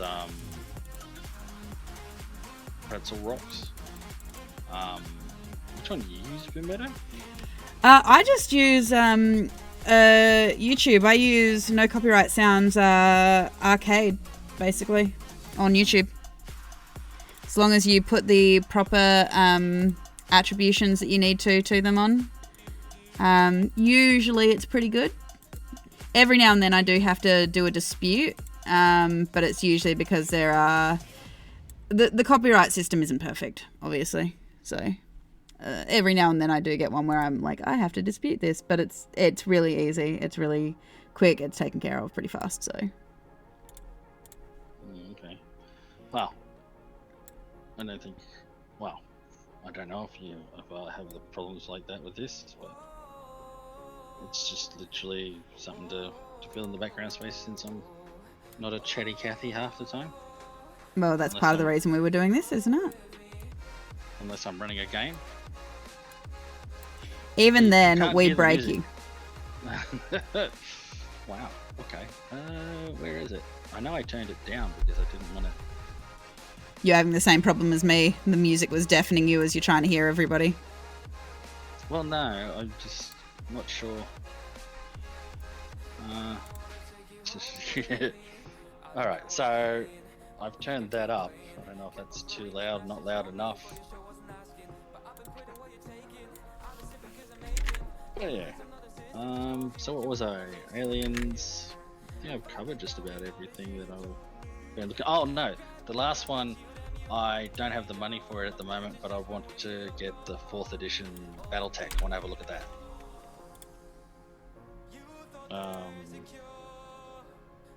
But I do have concerns in terms of, because I know there's the standard Battletech, there's the tabletop, just the combat one. And obviously the mechs are a major part of it, and the combat on that is, it seems from what I've seen of it, looks a little clunky. You know, because you hit the target and then you roll where you hit, and then you work out what systems you've damaged, and then because you fired these weapons and you moved, you got to keep track of your heat so you don't overheat. You know, and wherever you've damaged, you've lost what was ever in that part if it's severely damaged, so you lose guns and yeah. Ah yes, Math, the TTRPG. Yeah, that's why I don't do some of the games that we do. Like, it's why I looked at Pathfinder and I went very quickly, as much as I can understand why people like this, I don't think it's a system I'm going to be able to run in. Because, trust me, you haven't seen it yet, Zegent, but me and Math, we are not friends. No, not friends. No license for that. What, the music? It is through a purchased streaming website, which...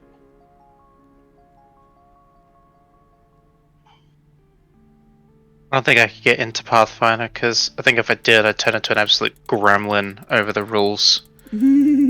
That's yeah, that's yet another reason why it wasn't really an option for me to get into. Not because I don't think it'd be cool, it's just the fact that my style of play is very, to a certain degree, rules light-ish. So...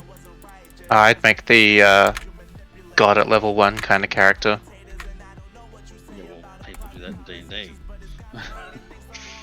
It's easier to manage in D&D by a long shot. What, making the insane level 1 character, or...? Well, managing the insane level 1 character. There's a lot of other ways to take them down a peg, or it's a lot easier to spot them from a million miles away, because they'll be playing a paladin.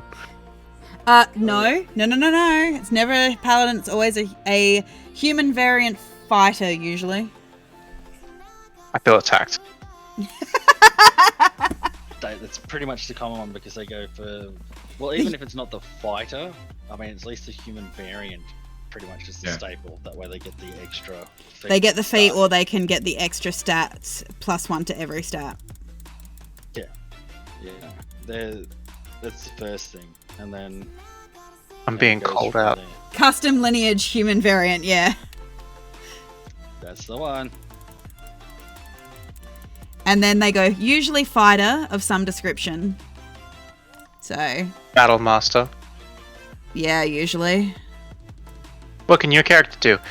So I run up to them and use Disarming Strike, and then use Pushing Attack, and then use Stripping Attack, and then I Action Surge, and I pull down their pants and give them a Wet Willy, and and then I use my bonus action to knock another person prone, and you tried to AoE attack me. I deflect that with my shield with my reaction, and Yeah, basically. Like, I don't have a problem with people playing. Yeah, my problem. I don't have a problem with people playing them inherently. My issue comes down to I find that when people tend to do that in my games, it diminishes the amount of fun I have because it feels like they've made it very combative. I.e., they've deliberately created something to basically win, in inverted commas, win at D&D. And all you've done is like, and then when obviously they turn around and go, oh, well, I do this, and then I do this, and then I do this, and oh, the monster's dead now? I'm like, congratulations, you killed the encounter within like 3 turns, and you won. Well done. We can all go home now. Well done. You won. thank you. My prize is at the door, I assume? Exactly. And you should never play it in a way that ends up making the rest of the people you play with feel like their characters don't matter. I mean, I'm sorry, the frogs, everyone's sort of meant to be powerful. And Yeah, we are all. allows me to throw things like Jason Voorhees at you and the Predator and That being said, you also knew we were going to be strong, and so you gave each of us a weakness too. yeah. Well, I can't let you just walk around with no consequences. Where's the fun in that? Well, you can't let us. And then my character looks at Jason Voorhees and is like, yeah, I know you knocked me down. That hurt. But I have other things to do today, so I'm going to get up and go. Okay, bye. Knock you down. He killed you 4 times. Yup. And my character, my little idiot Grung, refused to die. You got up again. You're never gonna Someone keep to her deliberately down. Sabotage itself. I mean, there is some players who do deliberately sabotage themselves. Yeah, sometimes. I don't even use all my moves when I'm playing the Grung. Yeah, and I think that it is one thing that needs to be taken into consideration as well, the actual tone of the game. Like, True. none of us are, I don't know if this is just an Australian phrase, but none of us are playing for sheep stations in the Grung game. I don't know Like- what that means. I.e., we're not playing to essentially... We're not playing for the sole purpose of, hey, we want to win and become, like, super powerful or anything like this. We're just playing because it's fun. Just for a bit of background, there used to be a game called Swatter. Sorry, Squatter. Yes. Squad 8, yeah, the most depressing game. That's The most that's depressing where it game came of from. Monopoly ever. That's where it came from. If you think Monopoly is depressing, Squatter, so much worse. I love Monopoly. Squatter is so much worse because, like, half of the time you can't even win. Grung Gang, yeah. Part of the reason you can't win is because, you know, you'll think you're onto a winning streak, everything will be going good, and then you'll roll a drought and all your sheep die. That's fun. No. It's not really. traumatizing. I just like the little sheep heads. But yeah, like, even though, for example, like, my games do tend to have a bit more of a serious bent to them with the role play and stuff like this, there's still a lot of levity in the game as well. Like, I want people What do you mean? I want people to have fun I'm too. serious. I'm totally serious. Totally serious there with your block of solid milk.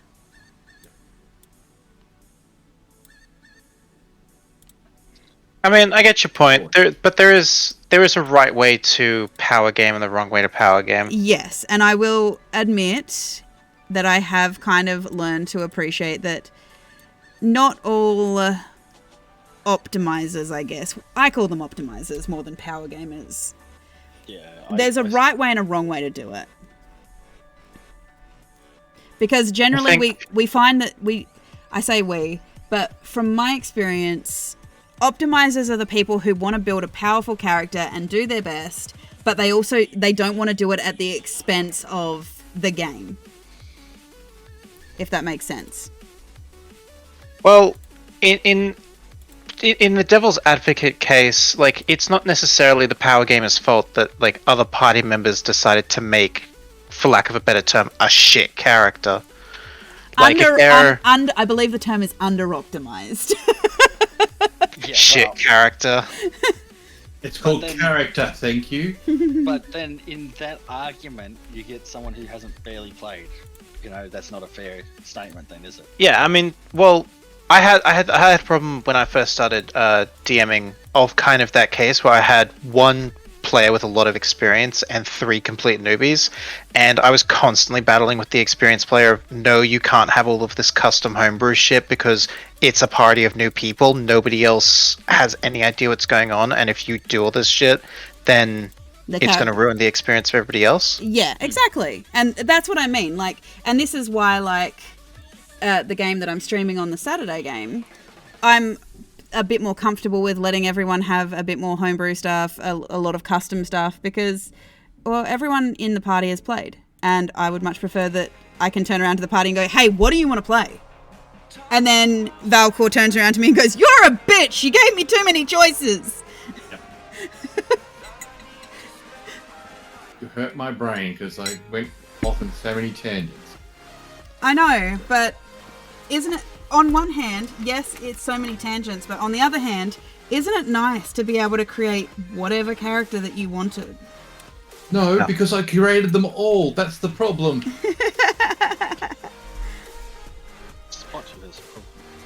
Now I can't play them all. That's the bit. We'll find a way. Well- my characters in the game. Technically, we couldn't have made any character we wanted. Within reason, yeah, you could have.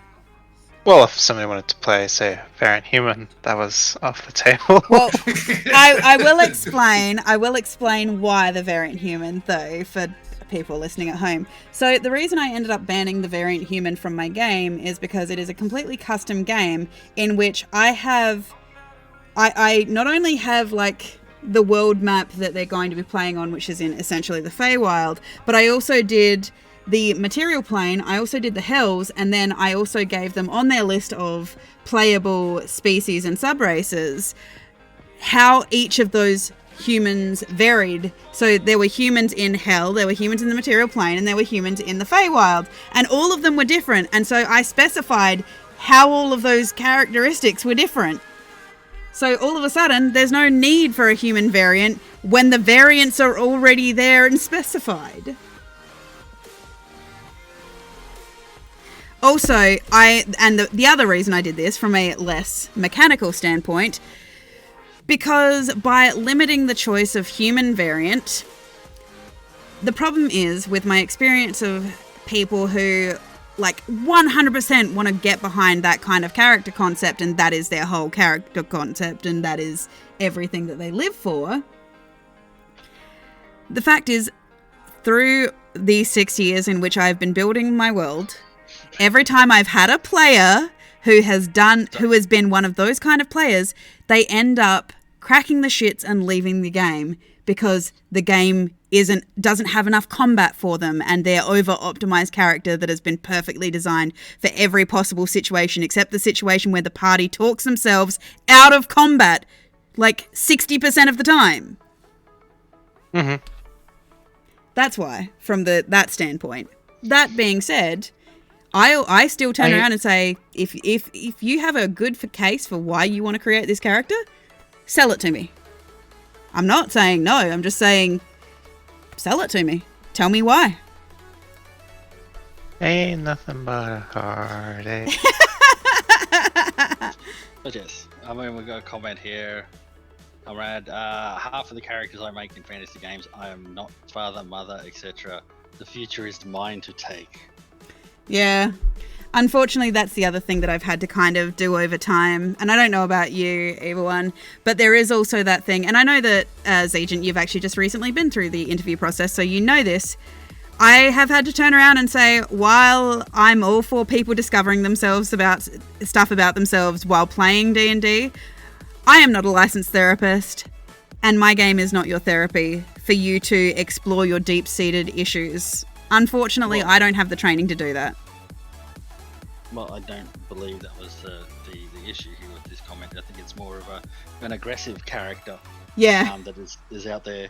And, you know, that's all good and well. And the only thing that I bring up against that is you have to make sure that you fit with the party. Well, that too. Because at the end of the day, it's a group game and everyone's there to have fun. And if your character is going to, you know, randomly backstab people or something along those lines, and not, like, it could happen, but at some point you got to learn from it and work with the group. If you're just out there they're just tools and you never grow. Bruh, I just want to do the world conquest. So does my Grung. I've never liked the secret bad guy character, because that can only end badly. Poorly. Yeah. Well, because let's say they succeed, then their character kills the rest of the party, and now the rest of the party is salty that their characters just got murdered and the campaign got cut short. Or the far more likely scenario is they see it coming a million miles off, kill that one character, and then that one character is salty that their plan didn't come to fruition, and now there's just either way there's bad blood between, like, people in the group. Yeah. And then there's bad blood with the DM, that the DM even allowed it to happen in the first place. Yeah, and that's why, like, yeah. I have had a player that was their goal, but they were building up to that, but they grew with the group, and then their goals changed, and they didn't follow through with it. Now with that, I find that acceptable. But I put that as the exception, not the rule. Yeah, it is the exception, and it is something that you have to sit there and discuss thoroughly with the player. You know, this is your confinements. If you're going to do this character, this is what you can't do. This is what you can't do. This is what you can do. And if you're both in agreement with it, then that'll work. Like, you can't actively screw the party over. You can't, because you have to get along. Yeah, and I think that was something we kind of covered too, the fact of I don't really adhere heavily to alignment for my players. To, like, they don't have to all get along and all this kind of stuff. That's fine, like, on that perspective. The only one that doesn't really work out is chaotic evil for very obvious reasons. But the party, at least from a meta kind of perspective, they have to find a reason why they are still together. They actively have to find that reason, as opposed to me telling them the reason why they are all together. You know? That is amusing when the player goes, well, why am I together with these people? I don't know. You tell me. You're that character. I'm not that character. I have... So in two regards, so in terms of evil characters, like, I've heard the line a million times of I know how to play an evil character. I've never seen a person successfully play one. Nah. But in terms of, like, sticking with the party, I mean, that's a two-way street of, like, the players have to meet the DM halfway, but the DM also has to meet the players halfway in terms of, like, obviously, motivation. Yeah. But I've definitely played in groups where, like, while our goals started off with a lot of alignment, the roleplay just never progressed to a point where my character was at all friends with anybody. Like, we were literally, like, at best we were co-workers kind of friendship. Oh no, not the co-workers, fuck! Sorry. Yeah, making small talk at the water cooler and just getting on with the job. The previous Saturday campaign that preceded the one that I'm about to run. Literally, the running joke was, "Oh, these are just my co-workers. They're," and it became such a thing of like, why are you like this? Can you not just get along with people, please? Yeah, you don't give a shit about your coworkers. But yeah, we just reached a point in the campaign story where like we were just kind of doing random bullshit, and my character, there was no way I could come up with a reason for my character to be sticking around.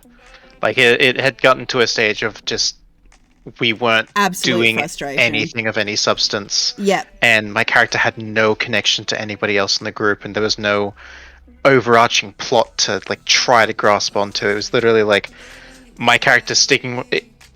The only reason I could come up with literally is my character sticks with the group because this is a game that we are playing. Yeah, and which is terrible. From the DM from the DM side of that, because I've had the exact same thing happen. I've canned a campaign. Like, the party got along fabulously. Here's the thing. The party got along fabulously. They were wonderful together. It was amazing roleplay. But they were so fixated on their own interpersonal relationships and who was dating who that the story never fucking progressed. Like, the plot was happening and they weren't anywhere near it because they're like, oh yeah, we know this is happening and we know there's a time constraint, but we need to know if this person is going to bang this person. I mean, that's important stuff. I would love to play D&D version of The Bachelorette. Oh, hell no. What do we got in this party? We've got 1 chick and 5 guys. Let's do it, Bachelorette. Oh, the hilarious part was it was an all-male group playing. And they were so invested. Like, every time a scene would happen, they're like, wait, I've got to go get some popcorn. This is going to be amazing. They were so invested in these relationships. It was amazing. I was doing it to taunt. I know. But it was like, and this is what I mean, like, it was so fun. But yeah, no, like, anytime that the party refers to other party members as like, these are my colleagues, or, you know, and the party doesn't progress, like, at the same time, like, the DM, like, don't get me wrong, there is also a time and a place for, you know, being able to play all that kind of stuff out as well, and I do 100% agree with that. But at the same time, like, it also almost feels like, hey, guys, you know, there is actually a story that I worked really, really hard on, and, like, I don't want to, like, railroad you into that story because, you know, it should be your choice as, you know, this is your campaign and I'm just here as the facilitator. But it literally feels like a bit of a slap in the face that even though I send NPCs your way to even talk to you about, to, like, give you a personal quest or something to, like, look into something or whatever, the fact that you're choosing to ignore everything that I throw at you because of your own wants.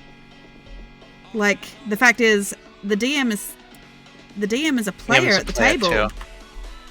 And not only that, the DM is investing a lot of time into that table a lot of the time. You got in the friend zone. Yes. I believe one of Evil One's characters didn't you friend zone one of the Kitsune characters? Oh no, I tormented the crap out of him. It was amazing. So, a little bit of a dick move on my part, in the fact that this gentleman was a very nice person, and it was fun to roleplay off of him. The dick move that I did was basically everyone, I myself don't understand it, but people were fascinated with deep voices. Yeah, I think I've mentioned the deep voice before. Deep voices are very sexy, yes. So people, and he had like that deep radio voice, and so myself, I didn't understand it. So his character had his wonderful voice, and as I said, he was a wonderful person to play with, and it was fun to play off him, and you know, there was no ill will. The dick move that I did was my character, because everyone seems so smitten with that voice, I made sure I dropped my voice nice and low, and sort of played off him in that sense. But there was this sort of, he would make a pass at my character, and I would string it along and then shut it down. Which, so things like he'd walk in and say something like, "Hi, darling, you look beautiful today," and so I'd get up, flick my hair, walk up to him really close, and then go, "Everyone looks beautiful in the dark," and then switch the lights off and leave. Or one time he really decided to push my character, like he was like really trying to get, because my character was very restrained. I wanted to see him like, you know, break free, have some fun, and so I was like, I want to see him break free, and the whole thing, I'm cornering him up against the wall, and I put my arms above his shoulder, and I'm moving like I'm going to kiss him, and it's all being described. And you know, you want me to, you know, you want me to lose it. You know, let the animal loose and just take you here. And he's like, yeah. And I'm like, I got things to do, and leave. And the rest of the party, this group of guys are just like, yes! I'm like, what is this game? It was very much a cat and mouse, you know, relationship sort of thing that, as I said, it was fun playing off him, and he did some amazing things in that, and I literally would just find different ways of shutting him down. That's what I mean, like... Absolute tease. Absolute tease. 100%. But for me as the DM, I'm like, this is a group of guys that are just like absolutely losing their minds, frothing at the mouths, like, yes! I'm like, what is this game? Seriously. I mean, to bring it up again, there's a reason why shows like The Bachelor and Bachelorette have been on air for so long. Oh, it's because people love, people living love vicariously through it, yeah.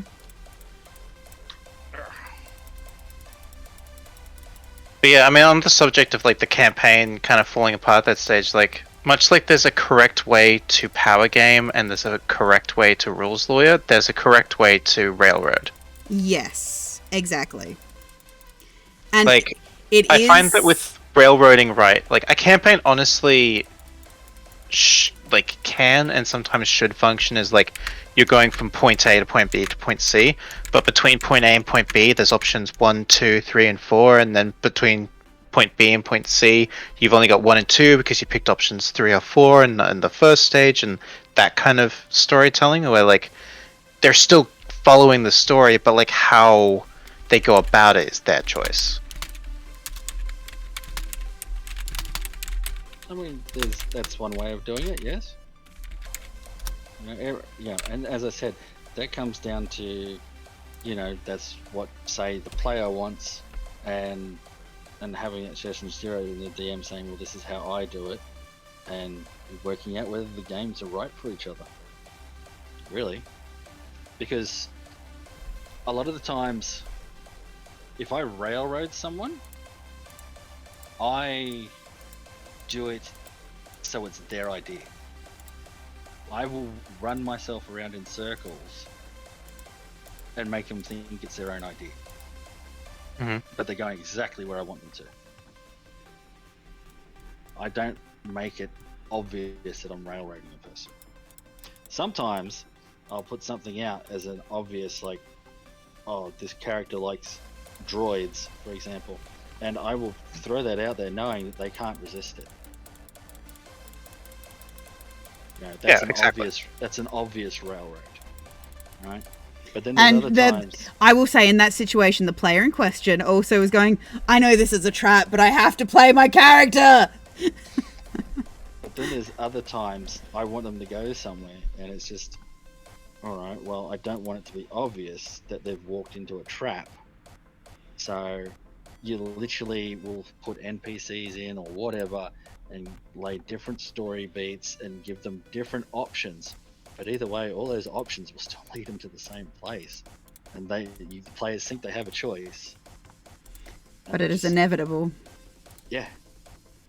Yeah, and that still kind of follows they're going from point A to point B, but how they get there is, they've got the options of 1, 2, 3, and 4, basically. Yeah, it's Yeah. still 1, 2, 3, and 4. It's just all of them are the same thing. Yeah. And they just don't know it. Yeah. Because as much as a 100% freedom game sounds awesome, there are just DMs who cannot I've prepared 10 sessions ahead of all of this stuff, and if you guys decide to go left instead of right, then I've wasted so much effort that I can't handle. Yeah, see, whereas I think over time, I used to be like that, and over time I have learned to be a lot more hands-off with it. But the biggest thing I did was, so the campaign prior to this one, it was complete, they had the plot that they could follow, in the fact that they had the Necronomicon, so they themselves knew what was coming next because the Necronomicon was telling them what monsters were next, and as they would complete things, the Necronomicon would tell them where to go next. Yes, an obvious railroad, but at the same time, they got to choose when and how they decided to go about it, because it was a completely open world. They were deciding where they go, what they do, what they interact with, and in the end, one of the big reasons that the campaign ended was because they were so overwhelmed with, well, the world is so big, we literally don't know where to go. They lose sight of the structure and start to just get they get overwhelmed. What's choice paralysis? Yeah, and and then that becomes the problem, that choice paralysis, and they don't know what to do next. So the thing about people is they want to be governed, they want to be controlled. They just don't want to know that you're doing that. I mean, that's it, Conrad. You just don't write the entire story. It's simple. And to be honest, I barely write anything. I will just say, I'm just going to finish up and I will raid over to you, because this is my time. Well, I was going to say, I'm literally coming to the point I'm going to finish off. I'm highlighting my little ogre, which I don't know because it's a lighter green on that green, whether it's visible or not. So that's okay. We can still raid you just for the end. Give me a moment. To everybody who is watching, thank you, and commented. Thank you to everybody who has joined the stream this evening. It is wonderful to have you here. I stream pretty much every day of the week, but if you want to know specifically when and what I am streaming, you can check in my schedule down below. Otherwise, you can leave me comments on my Facebook. My Facebook? No, you can't. I don't have a Facebook. You can leave me comments on my Twitter, Boomeadow, or my YouTube channel of the same name, Boomeadow. Otherwise, I hope you have a wonderful morning, afternoon, evening, or night, wherever you are in the world, and I will see you all next time. Bye.